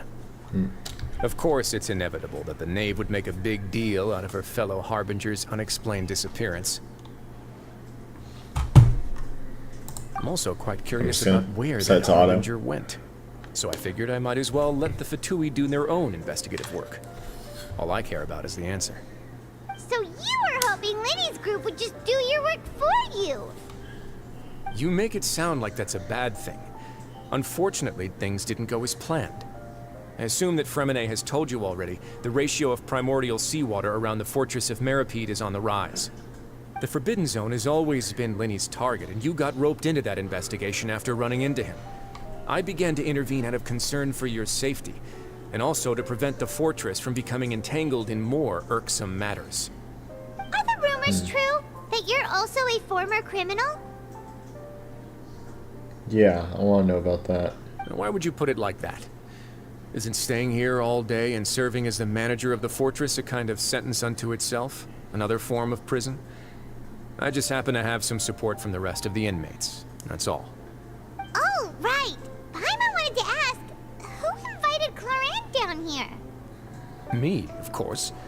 I paid her good Mora to come down to the fortress for some field work. As a champion duelist, Miss Clorant could be considered to be an independent party. I forgot about that I needed to part. find an exceptionally capable person to help me get through the impending crisis. And saving Fremine was part of that crisis? You can think of it like that, yes. Credit where credit is due, that boy is quite adept at diving. Had conditions not been as hostile as they were, he probably would have found the missing Harbinger already. So the Forbidden Zone really exists. What's inside of it? That's not something you should be asking after. Neuvillette only asked you to investigate Child's whereabouts. No, I'm curious now. All I need to prove to you is that the Forbidden Zone had nothing to do with the Harbinger's disappearance. That should be clear now that you've spoken to Fremine. What should I've done? Everything to do with it? Covered that there's something wrong with the infirmary, and we've answered a bunch of questions that you threw at us. Isn't it about time that you answer our last question in return? You make a compelling case. Do you really want to know the answer that badly? Yes. Yeah, Paimon really wants to know. Even if the truth may not be pleasant? Yes. Nope, let me click that. Follow me. Ooh, okay. Hold on, I'm trying to clean something. My mouse has like these little tiny like lines in it for like a little design thingy on it, and sometimes it gets like those little things get filled up with dust. I have to like clean out all the dust on it, so I'm trying to do that while listening to the we got a secret staircase. There's a hidden door here? And a whole basement behind it? Huh. You're pretty good at hiding stuff, Risley. It seems you've forgotten just what kind of place the Fortress of Meripede is. Do that. Okay. Let me actually clean this part off. Okay, cool. Let's do this. Finally. Elevator now? Stand on the central plate. Wait, is there a secret mechanism? It's gonna drop us in. Whoa! Oh. Oh no, we're just slowly going down like Nova. I thought it was like, you know those water slides? Once everyone has taken their position, circular plate starts going. I thought he told us to stand on the secret in like the I thought he meant like the very middle. I thought the floor was just gonna open up. Like those little water slide things. Honestly, for a place so well hidden, Paimon sure doesn't see anything special. And that is... What a huge door! There are 3 such isolation gates in total. Generally speaking, I'm the only one who's allowed to go inside. Hence the name Forbidden Zone. Am I correct to assume you're going to run on back and tell your little Fatui friends everything? Paimon wasn't thinking of keeping anything from them. Well, I'd advise you wait until you've seen the whole truth of this place for yourself before deciding whether or not to tell them. Okay. This is gonna be very, very interesting. Put my little thing I used to clean the mouse with. Oh, I can only use Traveler here. It's still my build, at least. Huh. So there's a switch on the side. Stand back. I think my brother and our friend are watching the Ninja Turtle movie out there. Whoa! They all just went up one by one. What's that in the middle of the room? Go on, have a look. Do I want to?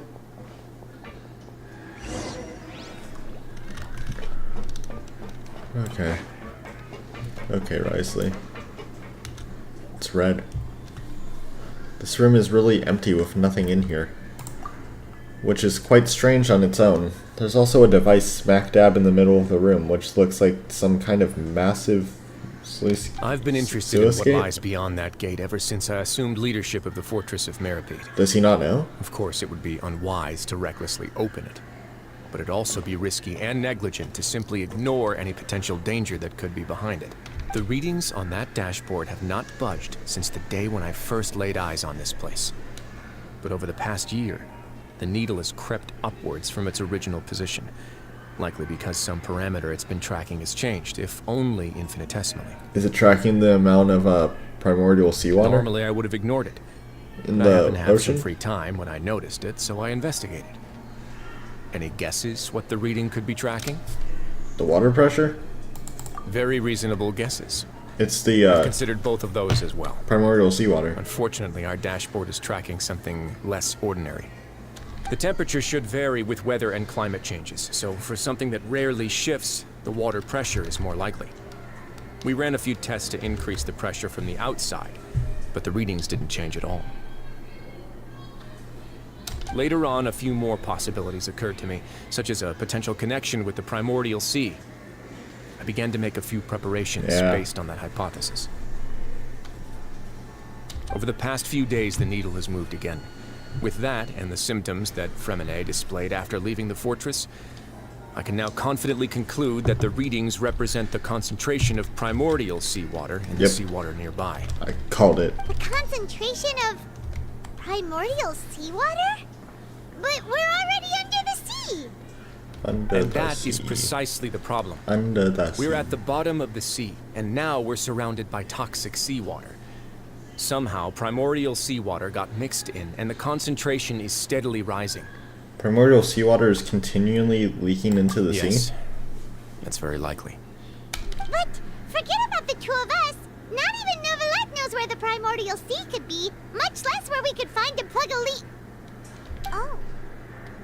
Oh! Seems like you've figured it out. Is this it? I believe the primordial sea lies directly beneath this sluice gate. For some reason, the primordial seawater levels have risen significantly, and it's now very close to us. I guess I'm gonna have to be the one to go in, though, because I'm not Fontainian. The indicators are now red. Although the gate still stands, some primordial seawater has already leaked out and mixed into the sea around us. If this continues, soon it will no longer be able to hold back the primordial sea at all. And if the primordial sea is leaking through, if this gate falls, all of Fontaine will fall with it. Yeah, you know what the legends say. Yeah. If this place falls, then everyone in Fontaine will be turned into puddles in the span of a night. Yeah, like we saw in the last update. But that's just too weird! Why would the Fortress of Meripede be built right above a sluice gate for the primordial sea? Who built this place anyway? Your expression tells me you think this might be part of a vast, complicated conspiracy. To be honest, you might find the actual answer may be exceedingly boring. It's just that the secret of the Forbidden Zone had been long forgotten by the nation before I rediscovered it with my research. There's no single founder of the Fortress of Meripede in any traditional sense. What we know about its history has been left to us by the people who used to live here. When the previous Hydro Archon Egeria ruled the land, all convicted criminals from Fontaine were exiled. Previous Hydro The people Archon. drove the criminals away like a wolf pack chasing away the banished. The criminals received no sympathy of any kind from the people. They were exiled to the desolate seaside, where they experienced only pain, struggle, and the bone-chilling cold. Some of them began to repent, and prayed to the Hydro Archon, asking if there was still anything they could do. The Hydro Archon took pity on them, and said, "You may go guard my secret, deep underneath the waves." And so, leaning on the power of the Hydro Archon, they gathered underneath the sea and began to build a fortress. They became a community down there in the deeps, and over the years helped it to grow. And that became this. As the number of exiles increased, more and more people joined the community. When the first group of exiles died, they left the yet unfinished fortress to their successors.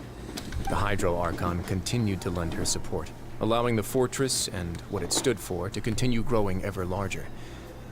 Before long, this dark underwater fortress became the sinner's only home. And with that, the people here stopped referring to the fortress as a prison.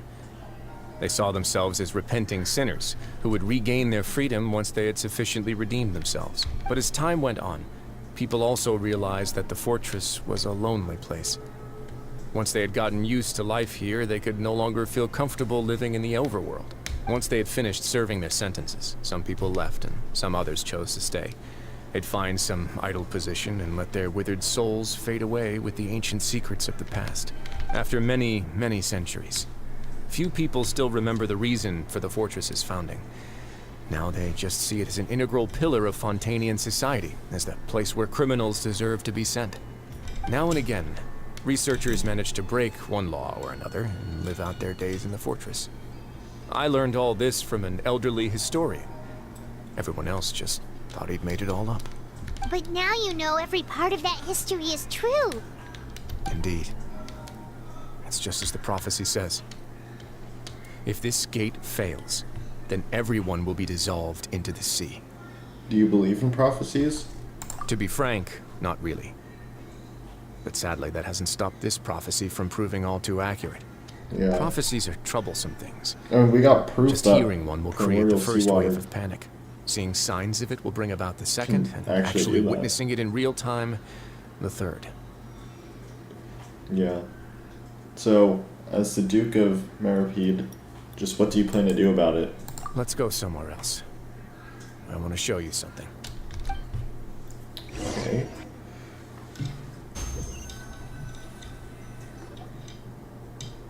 This is it. Oh, it's those two. Your Grace, perfect timing. The results from our last round of experiments have... Wait, Jurier, he's not alone. Huh? Lorvine and Jurier? No need to panic, you two. I've already told them about our plan. What? After you warned us not to tell a single soul about any of this? I'm skeptical as well. Are you sure they are trustworthy? The results speak for themselves, don't they? These two may already know more than you could ever imagine. Yep. All right then, if Your Grace insists. They seem harmless enough, so I'll trust them for now. Well, how about some reintroductions? This is Jurier, one of the highest-ranked researchers from the Fontaine Research Institute. He used to work under Edwin. I trust that you've heard of Edwin? Ed who? He's the one who blew the whole institute sky high. Everyone knew he was a bit crooked in the head, but you're not a local, so I guess it's possible for you not to have heard of him. Edwin's main areas of research were archaeum and gravimeters. As his assistant, Jurier is quite familiar with them as well. I hired him to be my technical consultant. You want to blow up the Fortress of Meripede? Wait. I didn't get that. Lovely idea. I'm already imagining it in my head. Gotta admit, I'm tempted as well. What? Guys, focus! Focus! Is that why there haven't been any chests here? Huh? Don't think I haven't noticed. I have not seen a single chest in this place. That taskmaster over there is Miss Lorvine, and is also one of my technical consultants. While Jurier used to be Edwin's assistant, she used to be Jurier's assistant. Ooh, are they together? Was that really necessary? See, everyone keeps asking this question. Are you too sure you're not a couple and just using your work as a convenient cover? Your Grace, I am not in a relationship with this man. If I dated her, I'd officially be madder than Edwin. Jeez, forget I said anything then. Follow me. Okay. Whoa, there's another door that goes right up. Your constant amazement makes it seem like the fortress can do anything. I wouldn't get amazed by But literally everything. Paimon really thinks everything's super cool. Is this just a normal room? Well, let's spice it up a bit. And here you go. This is... What a huge ship! This is also a production zone that Paimon's never seen before. What's going on? How much do you know about Fontainian history? Not much. Not much at all. Well, then maybe you haven't heard the story of ancient Lemuria. To give you a quick rundown, Fontaine used to be ruled by the Lemurian dynasty. According to legend, the Lemurian king Remus came to this land after being inspired by divine revelation and found the seer Sibila, who had taken on the form of a golden bee. Taking the golden bee with him and riding on a huge ship, the Fortuna, he created his nation above the surging waves. He called his nation Lemuria and used the Fortuna to incessantly search for new tribes and islands, calling on them to join his empire. There's a ship in this story too? Where there's water, there'll be ships. People believe that hope can always be found at the end of a voyage. Do you believe that too? To a point, I think.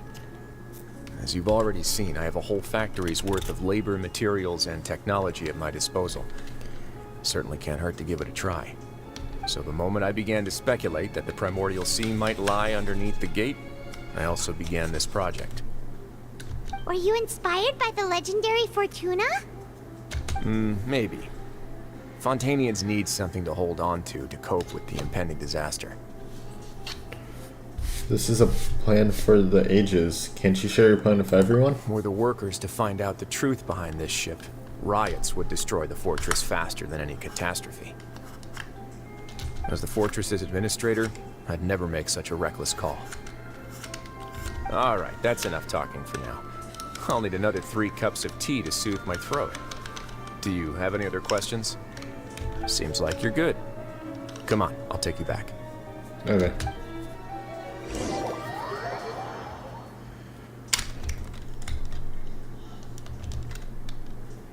I'll leave you here for now. Oh, thank you so much. No worries. But don't forget, it's up to you whether or not you want to share what you just saw. What you do from here on out will likely affect those 3 as well. Okay. He means that my actions now will decide the next steps Linny's group takes. In other words, if I want to tell Linny the truth, I must make him understand that we cannot afford excessive conflict right now. Yeah, we'll put a lot of thought into it for sure. Yeah, we will. Great. I look forward to what happens next. Secret of the Blue Water. So, is this gonna make me have to, like, decide? Is what I pick going to change the outcome of what happens?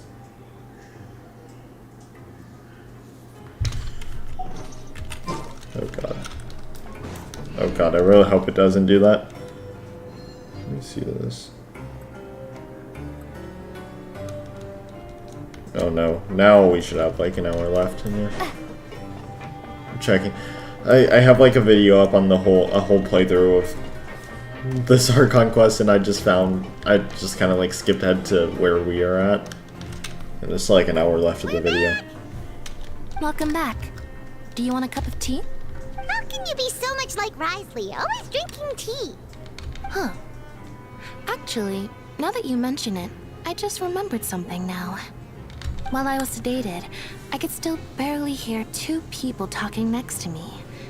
They were discussing everything, from the leaves to the water and even the teacups themselves. Must have been Risley and Sejuin. Yeah, I heard one male voice and one female, so it should have been the two of them. They... I really can't make sense of this place. So, Traveler, Paimon, were you able to learn anything from Risley? Yeah, he explained everything. Very well. Then, would you mind checking your answers against my speculations? Well, he sounds a lot more like his old self. Yeah, I took the time to rest, so I'm feeling a lot more relaxed now. Nobody else is around, and Miss Sejuin is also busy with something or other. So let's just talk here. All right, then I'll posit my theories. I asked myself 3 questions. Firstly, why was Fremine affected by the primordial seawater? It was because he dove into the sea. My theory is, the long-lost primordial sea is probably very close to the fortress of Mirapede. Ooh, he's good. He got that right on the first try. That's our Lenny. Secondly, Risley's attitude changed dramatically during the course of our stay here. He ignored us completely at first, then suddenly roadblocked us. Why? I spent quite a long time thinking about this. If he has been monitoring the Fatui since the very beginning, he probably ignored us at first because he was hoping we could find Master Child for him. What's more, the Fortress of Mirapede is not part of Fontaine's court system, nor does it report to Udex Nervulet. Risley is basically the king of a no-man's land. As long as the fortress doesn't do anything about Master Child's disappearance, Father can use it to pressure the Fontaine authorities. And while the two factions are pitted against each other, Risley will be free to move between the parties of interest. If I had to guess, he probably has something that he's working on himself. It's likely related to the secret of the infirmary, but I just can't think of what it could be. And his grasp of the big picture is amazing. You're super smart. Thanks so much. Then finally, there's the last question. If Risley does have a plan, what could it be? All I know for now is that his plan probably has something to do with the changing nature of the seawater. He's even gotten Cloran to help him out. That can't be the full extent of what he's doing.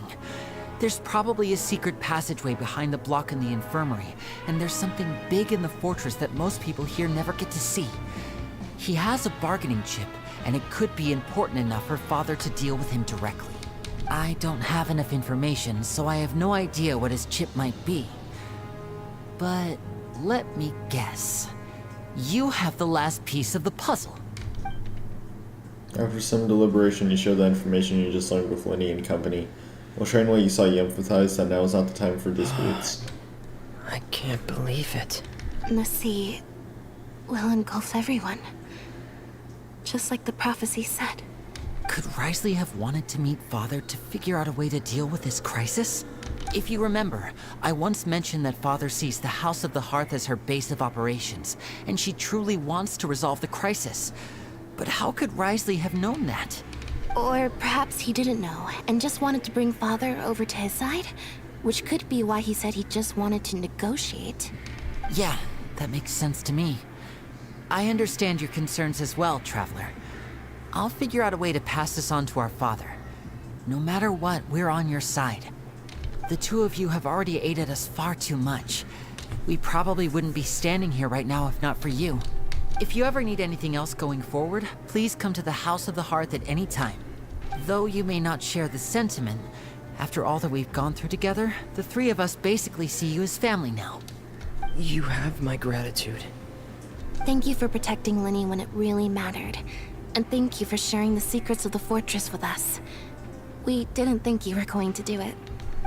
Why are you being so formal all of a sudden? We can work together again if Given necessary. your strength, you might not need our help at all. But if you are ever in danger, we will try our best to protect you. Aw, the sound of that makes Paimon feel all warm and safe inside. And hungry. What was that? Paimon's hungry. Oh, You've done so much already. Go get some food. Alright, then we'll catch you guys another time. Let's go to the cafeteria.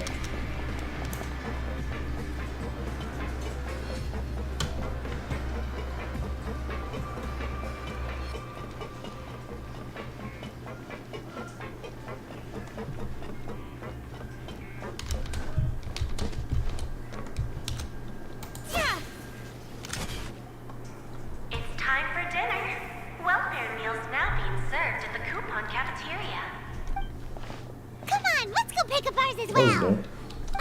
Traveler and Paimon, over here. Are you here for dinner too, Miss Sijwin? And I'm taking the opportunity to prepare Miss Cloran's dinner as well. Huh. You're right. She's actually sitting in the fortress cafeteria. What would you like to eat? Huh? We can choose? Yep, you can. I've already talked to our chef, Mr. Wolsey. It's all on me today, so you can get whatever you'd like. Then I'll have the tastiest stuff you have to offer. Me too. Don't forget Paimon. No problem. Just leave it to me. After all the meals Sijwin ordered for you arrive unlike days prior when you had the bottle. Sijwin also brings some drinks over to you. The taste is a little strange, but seems very nutritious. His shakes generally taste pretty terrible. So delicious. Free dinners are the absolute best. Is this how it feels to be freeloaders? Wait a second, we did do plenty of work after all. Feeling full yet? How's the food? Delicious. Exquisite, thank you. Besides the milk, I mean, everything was super delicious. I'm so glad to see you all so happy. Oh, see, the expression on your face just now? The muscle here just moved, which suggests that you're feeling quite relaxed at the moment. Sijwin, do you do this to help your patients or to better understand human beings? A bit of both, I suppose. I'm a Melazine, which means I'm very different from human beings. I must know what you're thinking if I want to take good care of you. You're really good at taking care of people. Even though you're so short, you still talk and act like an older sister. Really? You're reminded of an older sister? That's great to hear. Oh, and what did you mean back in Risley's office? When you said that you were protecting Linny and his siblings as well? Oh, that. I just asked His Grace to look out for those children, especially that diver boy. I was getting a bit worried after hearing that something was wrong with the water.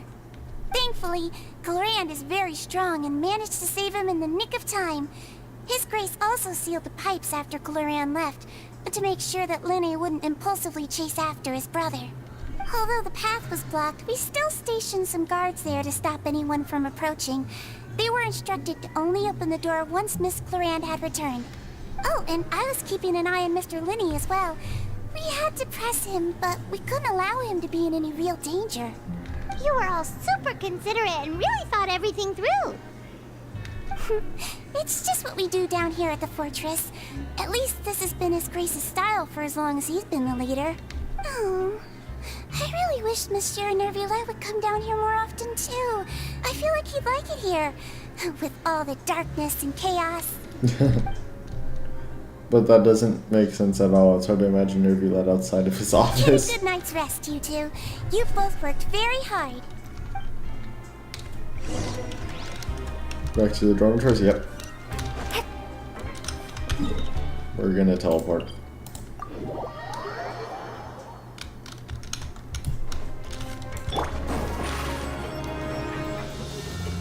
Surprise!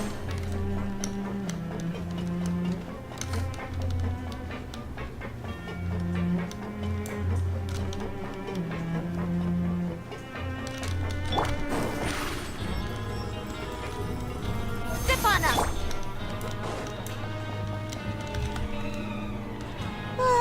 So much has happened. Paimon just feels absolutely exhausted now that she's finally relaxed. Paimon's super sleepy. Are you sleepy too? Yeah, I'm also getting there.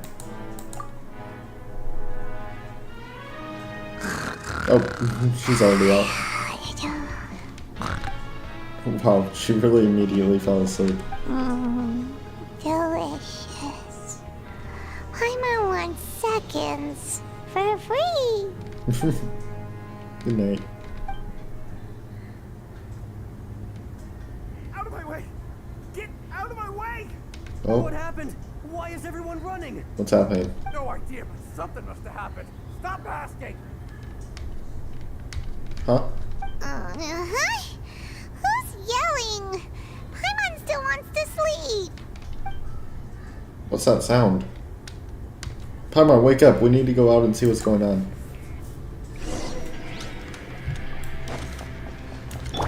What's happening out there? Over here.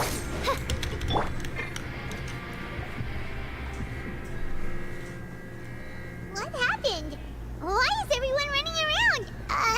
Hey, what are you doing? No time to explain, mate. Goodbye. Mate? Hey, wait! Is he doing it? What's wrong with these people? They won't even talk to us. Is this place going boom? They're here! There you are! Oh, thank goodness! Quisto and Lavaroon, do you know what happened here? We came here especially to inform you. Something seems to have gone terribly wrong just now. His Grace is telling everyone to evacuate and get out of here. Lavaroon was saying you two are new here and you don't have many friends, so you might slip through the cracks. Haven't you heard all the stories like that? An evacuation is successfully completed, yet you only find out once you do a head count that 1 or 2 people are missing. Wait, weren't you the one who brought that up? Why is it suddenly my idea? Hey, shut up! Okay, whatever. The point is, you should come with us. You said His Grace said to evacuate outwards? Yeah, he said to get as far away as possible, upwards and outwards. Then that means whatever happened must have happened down below. Oh no, isn't that gate at the very bottom? It can't be that thing. Oh, wait, what? What? Hey, where are you going? Oh no. We have to go find the Duke. You two just go and get out. Go on without us. Hey, hey! Be careful! Yeah, don't worry. Attention, please evacuate upwards and outwards. Oh, let's go. Upwards and outwards. If you're already at the topmost layer, then try to move as far outwards as possible. This is now this is getting good. Okay, so we'll just drop down. Attention, please evacuate upwards and outwards. Upwards and outwards. Everyone out of here. If you're already at the topmost layer, then try to move as far outwards as possible. Everyone, get out!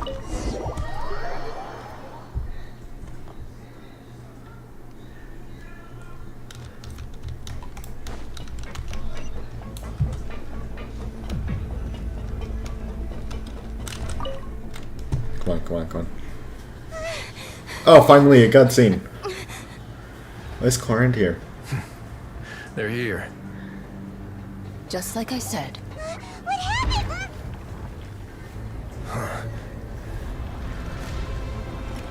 Oh, the thing's moving. You're just in time. But be ready to run. Uh-oh.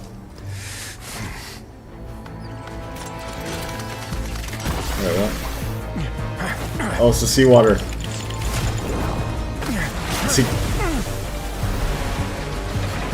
that's why he's gonna try and freeze it.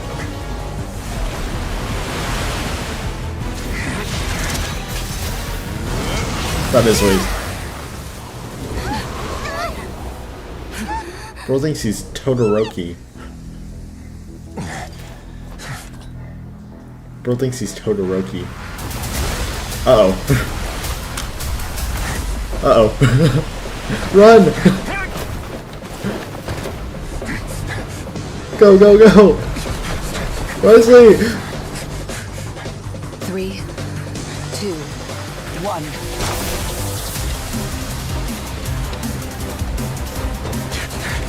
Oh. Go on, slide. Oh, he's so cool.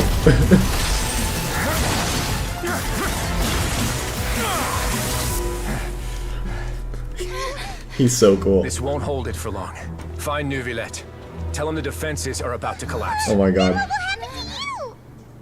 Until he arrives, we're the last line of defense. Go, go, go. The gate. How long do you think it'll hold? That depends on us. Okay, but what's Cloran gonna do? She's not a cryo character. She doesn't have a cryovision. She has an electrovision.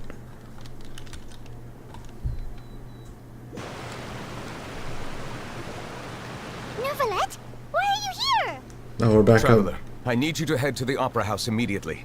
Oh. Farina will soon be meeting with the knave there. What? You must protect Farina and make sure she doesn't spend too much time alone with her. Okay, can you explain everything else to me Will later? do. You have my sincerest gratitude. It is getting good. The story's getting good. I mean, it's been good, but like, now we're getting into the high-paced action stuff. The fun part. We're getting into the fun part. Oh, there's all the Fatui. Look, there are a ton of Fatui and Palais Mermonia people over there. The knave is probably here already. We need to hurry. Are you two the traveler in Paimon? Monsieur Neuvillette has left instructions. Please follow me. Though I'm sure he's already explained, this should be a mostly cordial conversation, unlikely to give rise to violence. But it would be most appreciated if you could protect Lady Farina to the best of your abilities. I will do my best.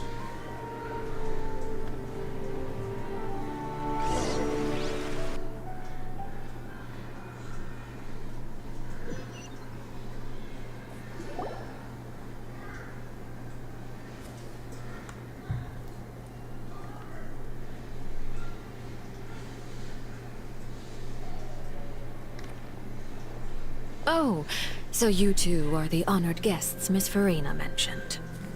Oh, here we go. Of course, of We course. finally meet her. How could they not attend a meeting such as this? I must always have 2 or more guests at my dessert table. Otherwise, the occasion would be too lonely and unbecoming of my station. It is my pleasure to make your acquaintance, traveler. I have heard much of your accomplishments. I am the Knave, one of the 11 Fatui Harbingers. Yeah. So this is the Knave, the head of the House of the Hearth, and the Linny siblings' father. She certainly does not seem easy to deal with. Pleasure to meet you I've too. already prepared seats for you. Come, sit beside me. Perhaps you two are unaware of how Miss Farina and I do things. You see, we actually recently agreed to get together for tea when we had the time. See this? This is a limited type of confectionery that Miss Farina simply adores. There are only 16 slices sold every day. Here, why don't you and Paimon have a taste? She seems friendly enough, but that can't be all there is to her. The Knave is a force to be reckoned with. I should be very cautious around Traveler, her. what do you think of this cake? It's quite tasty, and I think Paimon agrees That's too. good to hear. So what Child said was on the mark after all. You do share a taste in desserts with Farina and I. Wait, Child should have no reason to have said something like that. I wonder how he's doing nowadays. You must have heard, right? He's suddenly gone missing. I'm really worried about his safety, you know. Here's to hoping that he's an excellent swimmer. I have faith in his abilities. Since we're talking about him, I feel like I should add something. His martial prowess really looked certainly pretty impressive, yeah. Farina looks quite nervous. There must be some kind of bad blood between her and the Knave. Oh, so you're also familiar with his aptitude for fighting, Miss Farina. Oh, right. I almost forgot.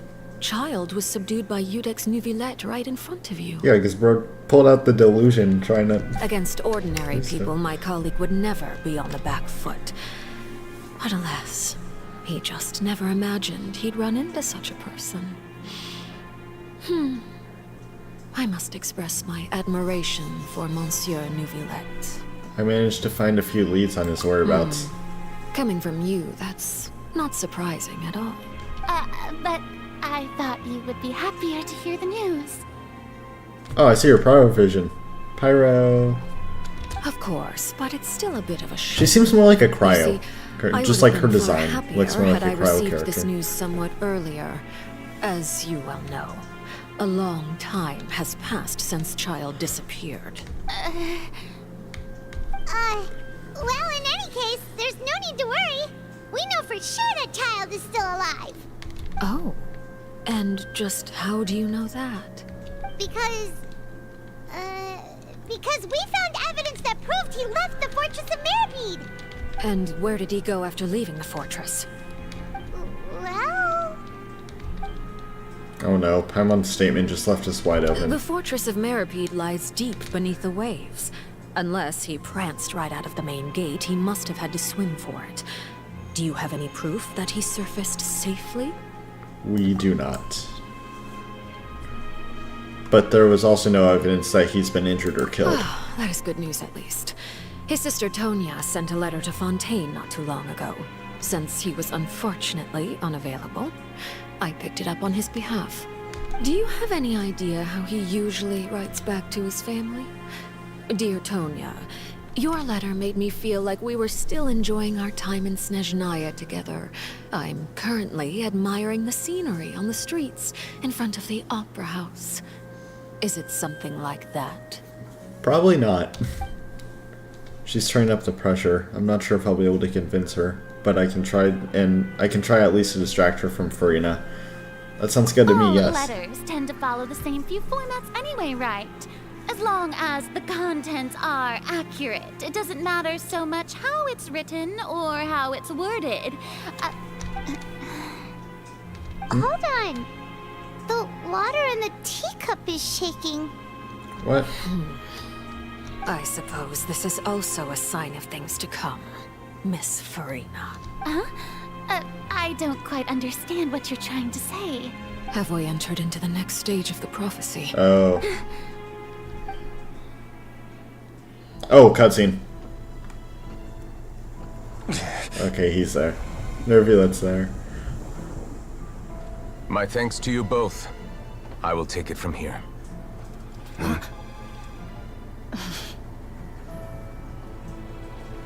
Sure you don't need a hand? Quite sure. Wow. So, what's your secret, huh? Let me guess. Nah, who knows? Maybe it's just your sense of responsibility. Sounds about right. Okay, here it comes.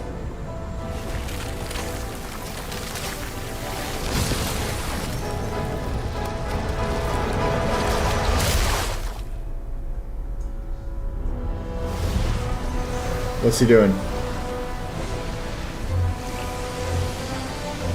What is he doing?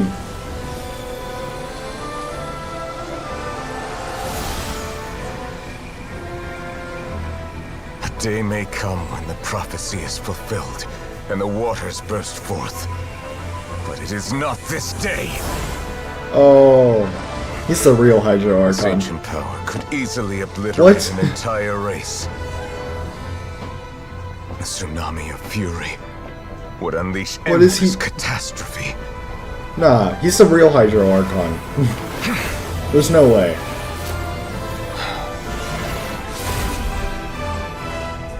There's no way. This sentence is too severe. Forgive me for overruling it.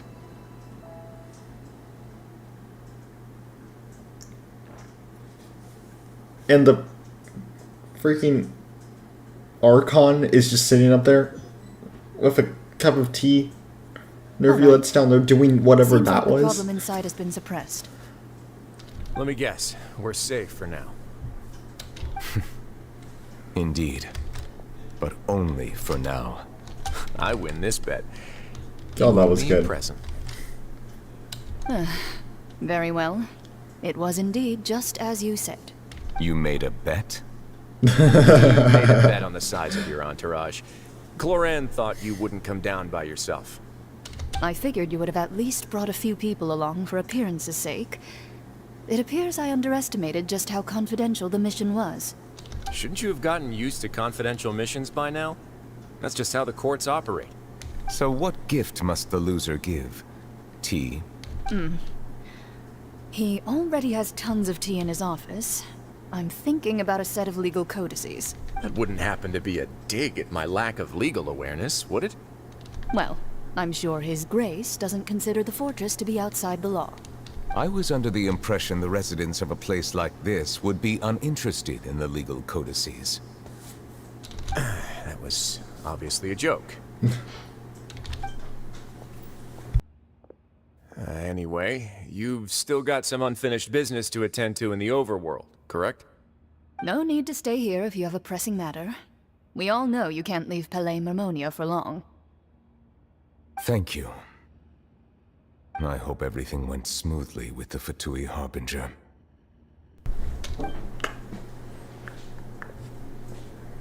Hopefully.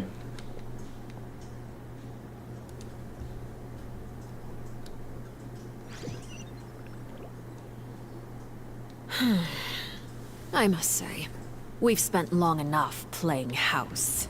Miss Farina, as the Hydro Archon, I am sure you understand the exact meaning of the phenomenon we just witnessed. Or should I say, that's what I originally thought. But looking at your expression, was I wrong? And you haven't a clue? What are you trying to say? At this point, I don't think there's any more need to speak as diplomatic representatives. Allow me to speak to you now as just a Fontainian. You know the prophecy by heart, and also that every part of it is being proven true. Yeah. Yet, here you are relaxing, drinking tea, and eating desserts as if it's all nothing more than a few stray bugs in your garden. Do you really think that's acceptable? That's literally what I was just talking about. The prophecy's hanging above our necks like a guillotine. Every faction is looking for a way to either avert the disaster or save their own. Even the orphans of the House of the Heart have devoted everything to saving their homeland. But you? It beggars belief just how nonchalant and carefree you have been. From the very beginning, you, the god Focalor, you have utterly failed to take action. Worst Archon. You're wrong. I've never ignored the Yes, prophecy. you have. Nor have I just been passing the time in self-indulgence. Retract your accusation and stop doubting the wisdom of the gods with such It's true, absurd though. conjectures. You've just been sitting here. I am not alone in my doubts. And if you literally just went down there and did All the that children whole of Fontaine thing. may be harboring the exact same thoughts right now. Oh, great Hydro Archon. How are you going to save them? Save us? How are the people you've sworn to protect supposed to survive in a land that will soon disappear beneath the waves? Oh. I have my ways. Uh-huh. And I've been working on them for all this time. Lies. Even if you look down upon me, you have no right to judge me. Fontaine will be saved. Even if I still cannot see the true future right now, as long as I continue on as I am, I will be able to hold my head up high. Farina's not acting like her usual self. She's acting seriously. She's actually seriously refuting the knave's accusations. She means what she says. She's not putting on a front. Then I ask you, Miss Farina, just what have you been working on? Where can we see it, and what is it doing to help? I kind of side with the knave here. Because Farina, from what we've seen, she's been doing nothing about this. So was that all a lie? Or can she really not tell us? She was so full of conviction and confidence just now. Now she's like now she's deflated like a popped balloon. My machinations are just like the prophecy itself. They will only reveal themselves at the fated time. It is just that beings like yourselves are unable to perceive them Beings like as yourselves. I see. As a god, the proof of your labor always lies beyond prying mortal eyes. Allow me to be so bold as to ask another way.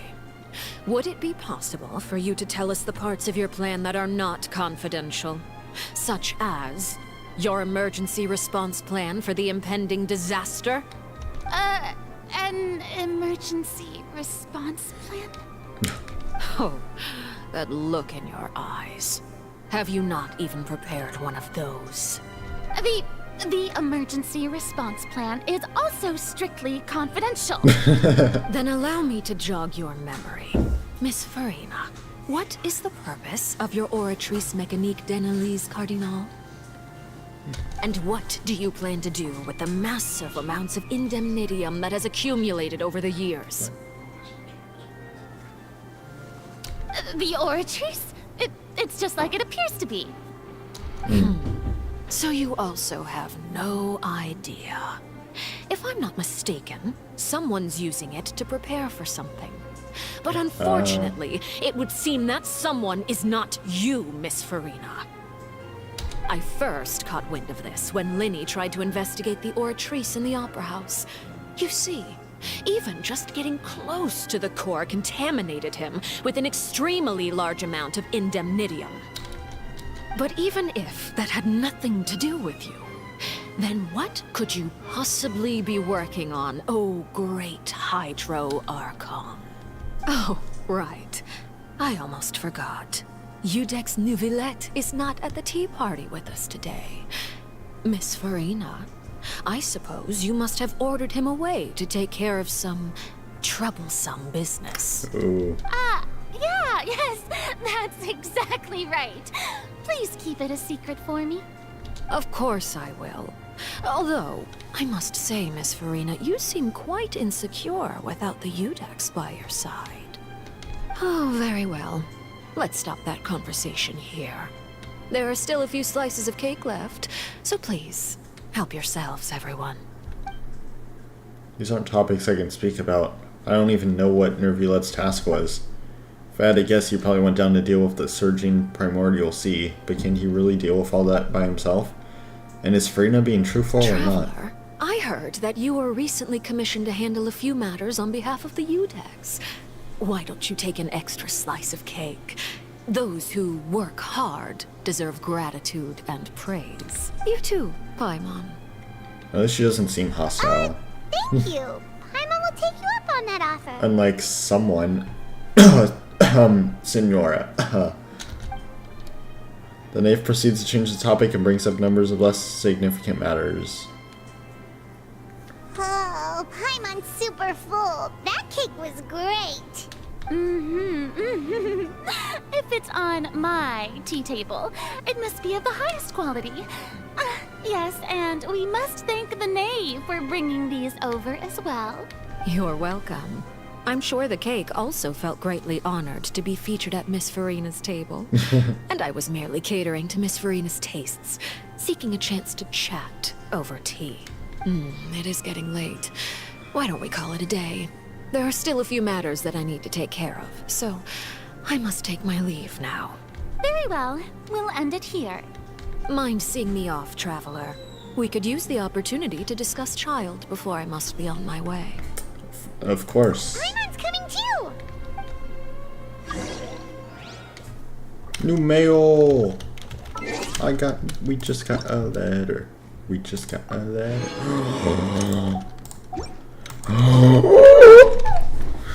Ow, that hurt to do. Hold on. Wait. Cannot use in current area? Large amount of bubbles. What do you mean cannot use in current area? I want to use it.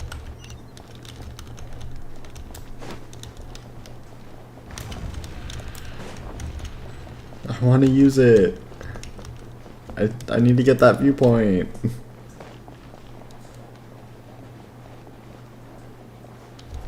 So again, that means the only character I can play as.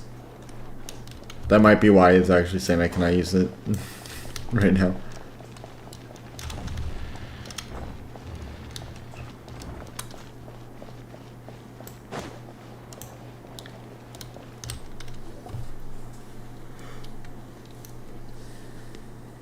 I'm glad that you were willing to come with me. Of course, Child was just an excuse. I have no interest in your dealings with him. Oh. That's what Paimon thought. What do you want to say? You lent your aid to the children of the House of the Hearth. as their father, I would like to express my gratitude. I didn't think that's what you wanted to talk about. Do I look like an irresponsible father to you? The House of the Hearth is very important to me. You should know that I care deeply about my children. Was there nothing else you wanted to say? That was all. Formal topics should be discussed in formal settings, and informal topics in informal settings. I know you just returned from the fortress of Meripede. Relax. I have no intention of trying to get anything out of you. Linny, Lynette, and Fremine are still there, and I trust their judgment and abilities. Wait, they're still in the fortress? They've all been working very hard and have always done all they can to fight back against anyone who tried to stop them. Especially Linny. You mean Ridesley. He's a tricky one to deal with. It's unfortunate that Linny's so eager to prove himself that he can't learn to rely on others, including me. By the way, and you can just consider this a bit of idle gossip, but what's your impression of Farina? Lazy Archon. You are outside of our disputes. Spoiled and the brat. freest person in all of Fontaine, able to move around most easily. Allow me to share my perspective with you. And that's everything that happened during the trial. Master Child was declared guilty and immediately transported to the Fortress of Meripede. Didn't he say he was coming here on vacation? Does he not feel an ounce of shame for all the trouble he has caused?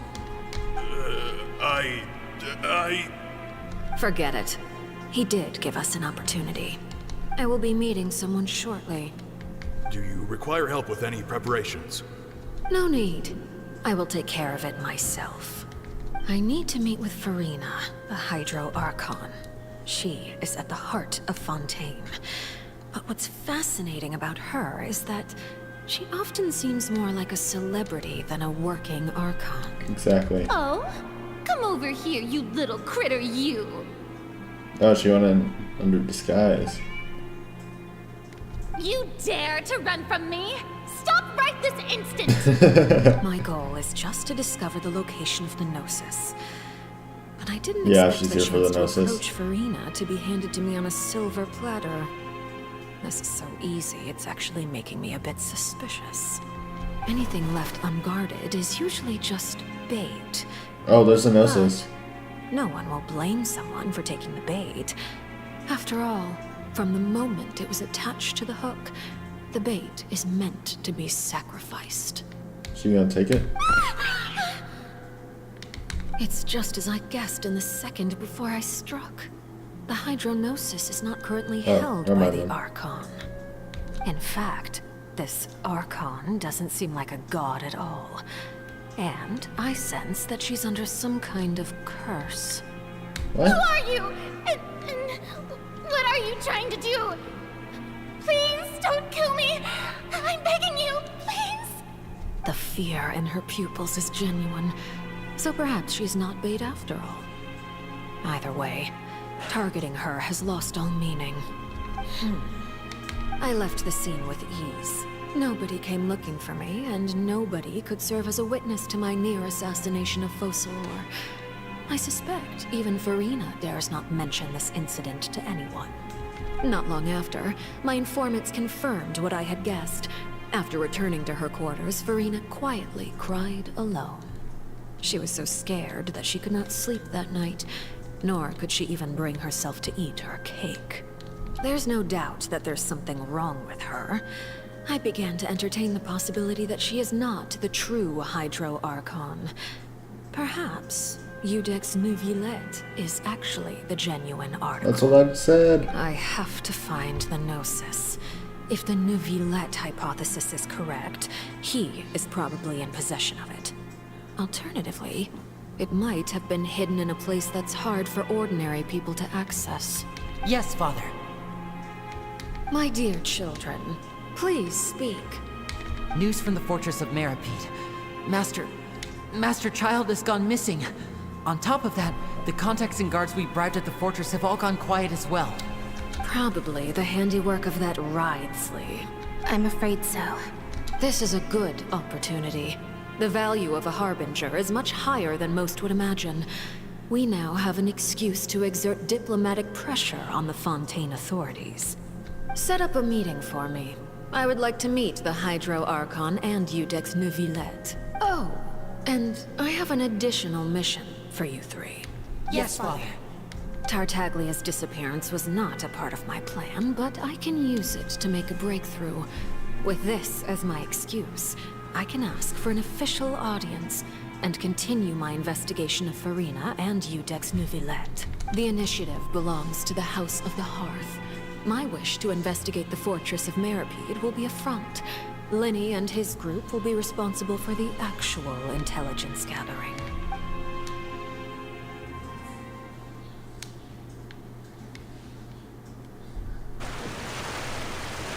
Your rain. You should know the no one rest. knows that. Linny's group is quite close to you, so they wouldn't have hidden anything from you. You attacked the Hydro Archon? It wouldn't mean anything, even if you shouted it from the rooftops.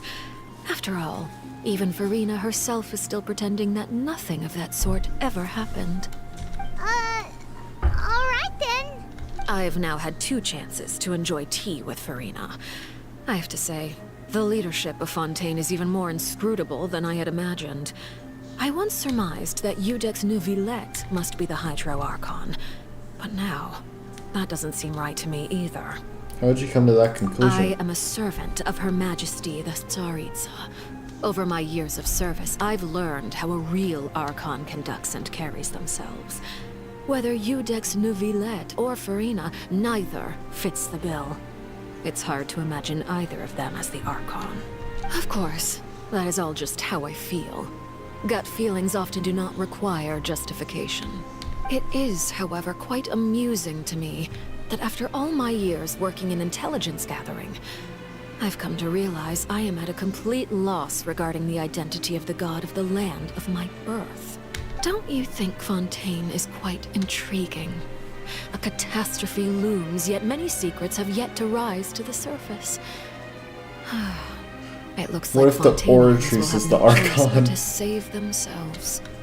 Ultimately, though, one must survive in order to do anything else.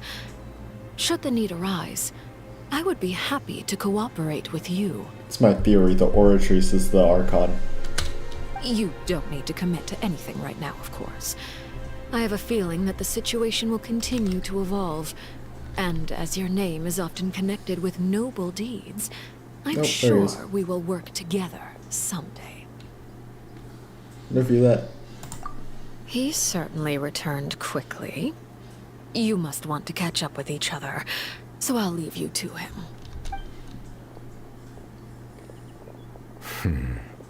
Neuvillette, is it over? For now, yes. But this issue will prove quite thorny in the long term. I am concerned that sooner or later the prophesized events will occur. Thank you for protecting Farina. May we ask what happened down there? To put it simply, I used my power to force back the primordial sea and reseal the sluice gate. As for what happened on our side, I hit the spacebar. I meant to click.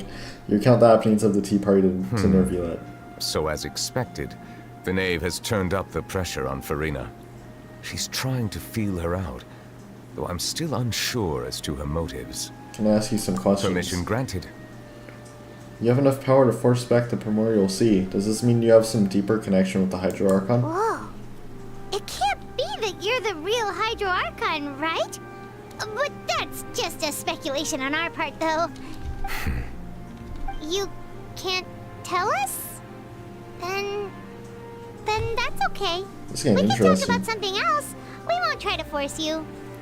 I'm still gonna pull You for guys Farina in Fontaine as the are Hydro super Archon. strange. Because If by the phrase "you guys" you are referring to Farina and I, then although I'm not sure just what you are trying to imply, I must clarify that I do not share her positions on a multitude of topics. what did you sense in the fortress of Meripede? I believe so. The fortress has a long and complex history. It has seen much grief and suffering. And now, another catastrophe will soon be upon us. I mourn this turn of events. Huh? Why is it raining all of a sudden? The clear sky is suddenly filled with dark clouds. The rain became heavier, light rain soon growing to a downpour. And just moments before, Neuvillette has just mentioned his sense of grief. Thinking back to the legend and what Firmine said, it said that a dragon of water once resided in Fontaine. Every time it weeps, the skies will cloud up and pour out. He's the dragon? Wait, Neuvillette, you can't be closer to the truth than you think. Oh my god. Oh? And what are you thinking? He's the dragon sovereign of water. Sovereign of water. What? Huh? That's what I'm saying. Please do not be so surprised. Farina? Neuvillette, are you listening? Ah, my apologies. We were just guessing randomly. We didn't guess right, did we? You're not actually the dragon sovereign of water, Sovereign. right? That's how you say it. Well, if you... You guessed correctly. I sincerely Yes! hope you'll be able to keep this a secret for me. He's the dragon. Right, of course. Yeah, I'll We'll keep it secret. I'm just gonna definitely help text you all keep it my a friends secret. that I've already finished the Archon quest, which is like one friend. Just yell at them about it. Still something Paimon wants to ask you, though. Please, go ahead. Well, if you are the dragon sovereign of water, and you were able to force back the primordial sea from the fortress, then since Fontaine's prophecy is all about seawater, couldn't you just use your power to solve the crisis? None of the currently living dragon sovereigns in the world, myself included, possess our full dragonhood. They say that when the first usurper arrived on Tivat, they seized a part of the dragon's power. Today, that stolen power is the basis of the Archon's authorities. There are 7 elemental archons and 7 matching dragon sovereigns. Yeah. The dragon sovereign of water who lived through that era perished a long time ago. As their successor, I know far less of that part of our ancient history. In any case, I believe I will not be able to do much unless the Archon That explains his disappears and powers. returns their elemental authority to me. Given the status quo, however, I would recommend finding another way to deal with the prophecy. Oh, so even you can't solve it. I still have some urgent matters to attend to at my office. If you have any more questions regarding ancient history, you are welcome to discuss them with me at a later time. Please go right ahead.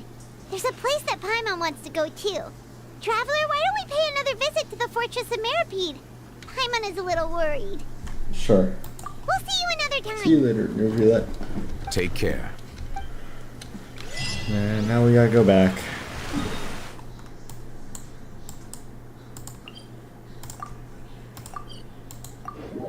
My god, 4 things.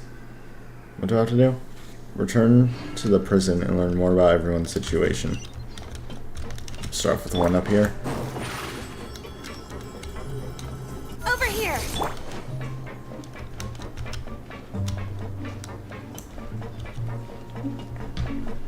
How close are we to being done with this?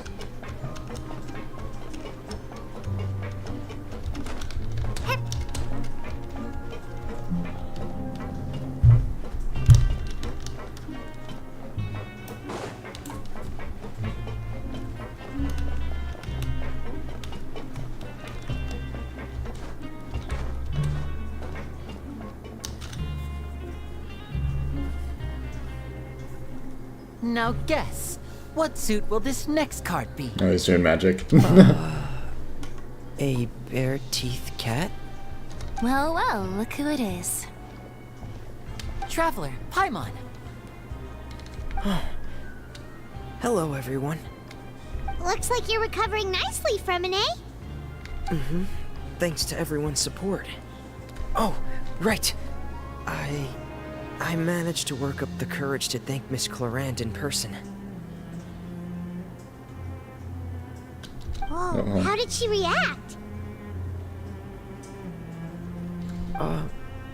She told me that it was nothing. It was as if saving a life wasn't a big deal to her at all. She also told me not to worry about it. She didn't want to stress you out, that's all. She's right, and it's best not to dwell on it. Yeah. Okay, but check this out. We went back to the opera house and we met the knave. You met Father? Did she say anything to you? She said a few things that were, a bit hard to understand. And also that she's looking forward to working with us in the future. It was a little surprising. Her attitude towards you is even better than what we'd imagined. That's fantastic. You should believe her. She has her own way of doing things, and she'll do everything in her power to help those she considers close, which now might also include you. Mm-hmm. Father is very capable, and also trustworthy. Oh, Paimon just remembered that she thought Linny was a bit too proud as well. She said that you should learn how to rely on others sometimes. Got it. That does sound like something that Father would say. Hey! Are you going to stay here for the next few days? Looks like it, yeah. Excellent. I will host a tea party. For real? Then Paimon wants another serving of cake. Another implies that you were already served some delicious cake while you were up there. How lovely. How lovely. Well, next time, you're going to have tea and snacks with us. Let's go.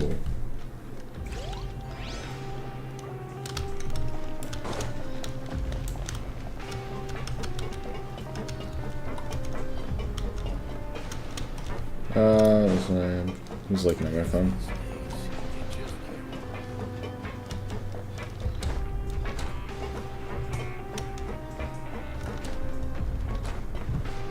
Wee.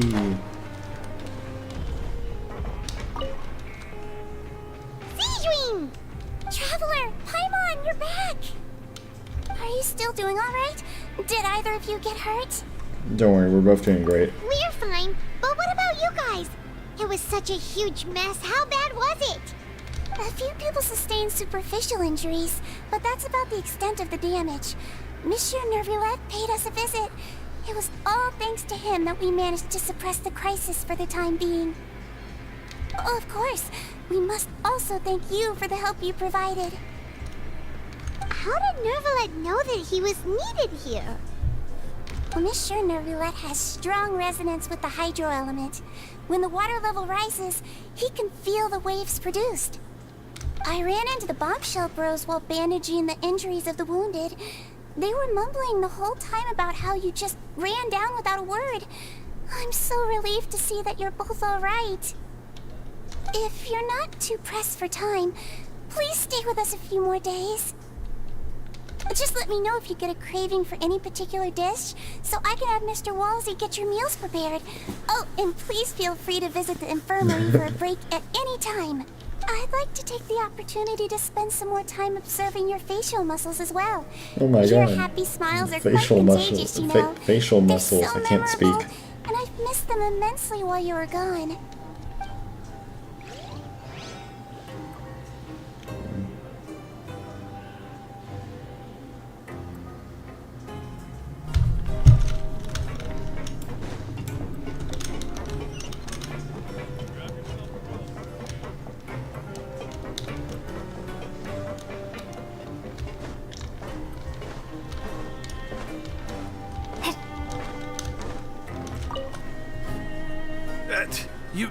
You guys are back? I'm just gonna put on auto so I don't have to keep hitting it.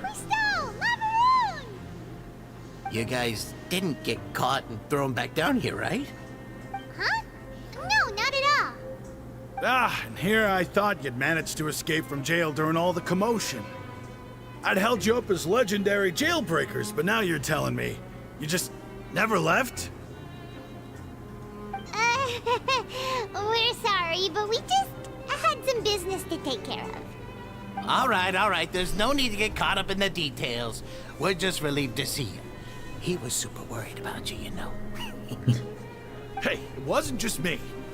Weren't you super worried as well? Something like that, yeah. I was also transferred to work in the kitchen a few days ago. I I can still hear Quisto mumbling to the carrots. To the Those two are carrots. right. You think they made it out alive? Yeah, the carrots. Whenever until- he'd say that, I'd tell him I'm sure they're fine. Wherever they are, they're kicking back with drinks in hand, enjoying the lovely scenery. That is exactly what Hey. we were doing. There's nothing wrong with worrying about your prison pals. Is there? I mean, considering how they always love listening to all my gossip. These two. They sure are a lot warmer and friendlier than when Paimon first met them. I'm sure the welfare meals must have just skyrocketed in quality recently. Oh, well, if you say so. I'll be watching you to make sure you finish every last bite.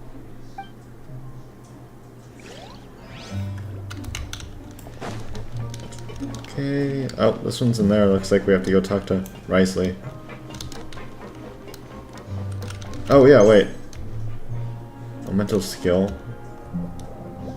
Bubbles! I like that. Can I pop them? Oh, I can't. Whee! This is my favorite gadget in the game.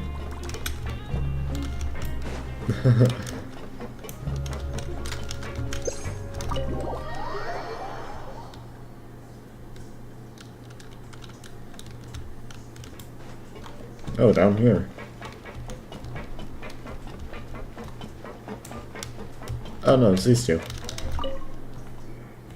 Courier, Miss Sijween told me you still haven't eaten. Yeah, I was working on something, so I forgot. That's no excuse for... Huh? What's you two? Junior, Lurvine, we're back! Hello there. It's been quite the mess here recently. How have you been? We're fine, thanks. And you? Are you still taking the secret passageway from the infirmary to work on the ship? Yep. That is still top secret, though. So don't say a word to anyone. It can be a bit annoying when there are lots of people in the infirmary, but I still prefer taking that route over the one from the Duke's office. I mean, the infirmary does make it easier for you to slack off. Oh yeah? Then why are you also here so much? You two really are just using your jobs as a cover for your relationship, aren't you? Not at all!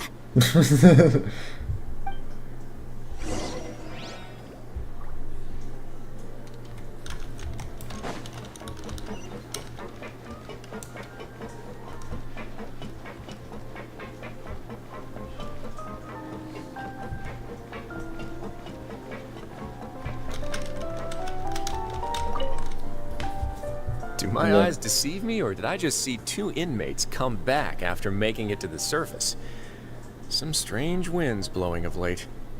We wanted to see how the fortress is doing. Is everything still alright? We're fine, for the most part. Neuvillette came down and took care of the worst of it. If that's the case, why don't you just ask him to stay here? Oh, yeah, what a brilliant plan. Let's go convince the Udex himself to exchange the courts of Fontaine for a puddle of water in the middle of nowhere. Exactly. I don't think that's how it'll work. He came here in a hurry and left without even stopping for a cup of tea. He did remember to take Miss Sijween's gift with him, though. He sure sounds super busy. Miss Clorand has left as well.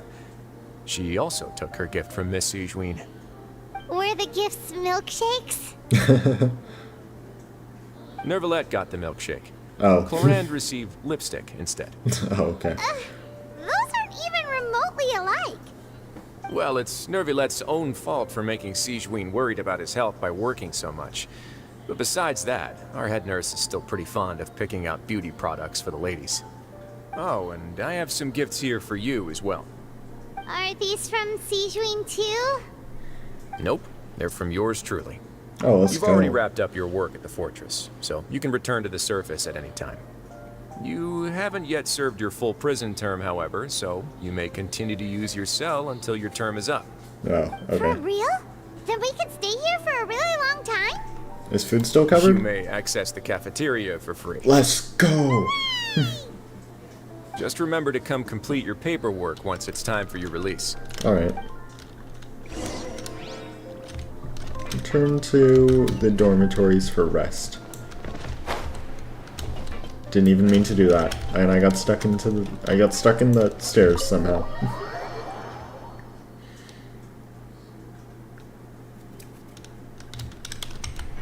Yeah, it's on the second floor, that's right.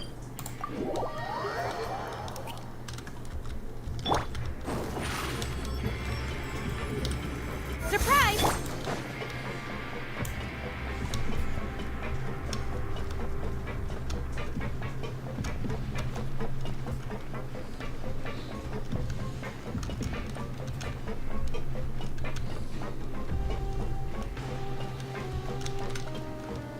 And we're back here.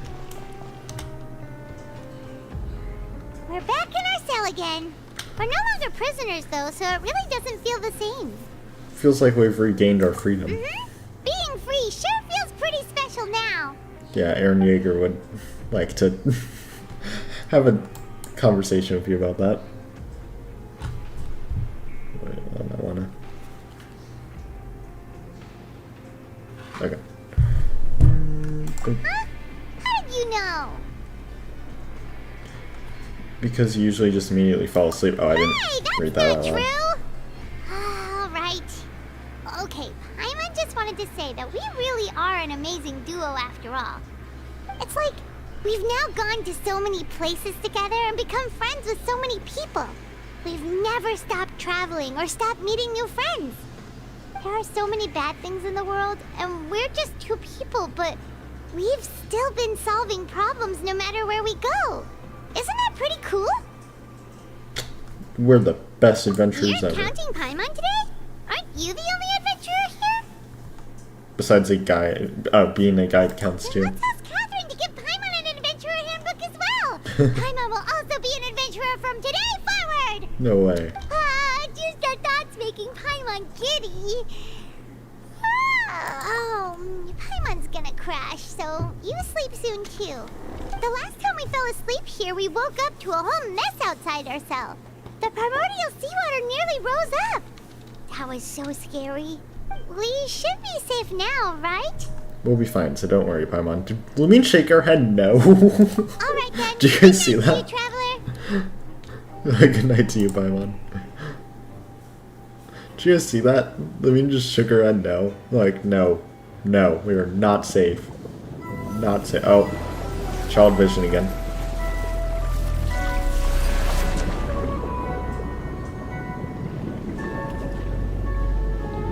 Oh, wait, what?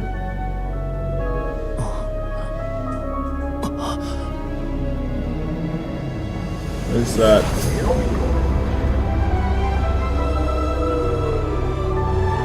Oh, it's the whale thing that he was talking about, I think. Cataclysms. At least I think so, right? Oh, let's go. Constellations. Look at that. What does this do? Increases the level by 3? Okay. Perfect. We love that. I love that. I appreciate that. We're gonna claim that. I love that. I appreciate that. I still got my dailies. I can't even get my primos from it though.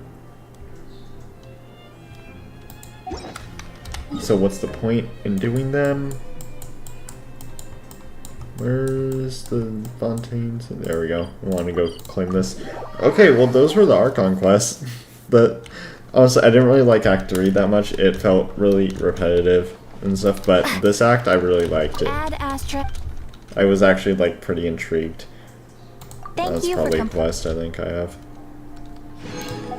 Alright, is that a quest I have? No? What is that? Add Astra.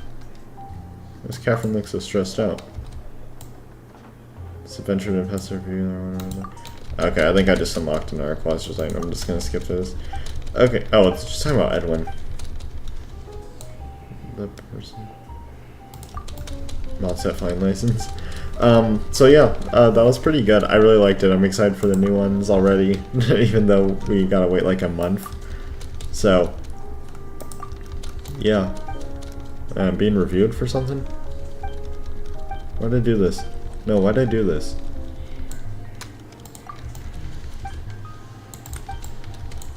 Okay, well, yeah, well, I'm going to do this. If you guys enjoyed, be sure to like and subscribe. And if you do subscribe, hit the, like I always say, hit the notification bell. You'll be notified next time I go live. And yeah, just I guess I'll see you guys in the next one. So, just that. Yeah, this just unlocked another quest thingy. So yeah, see you guys in the next one. And let's get some bubbles in here, actually. Let's get some bubbles in here. And yeah. So, bubbles in the background, and goodbye.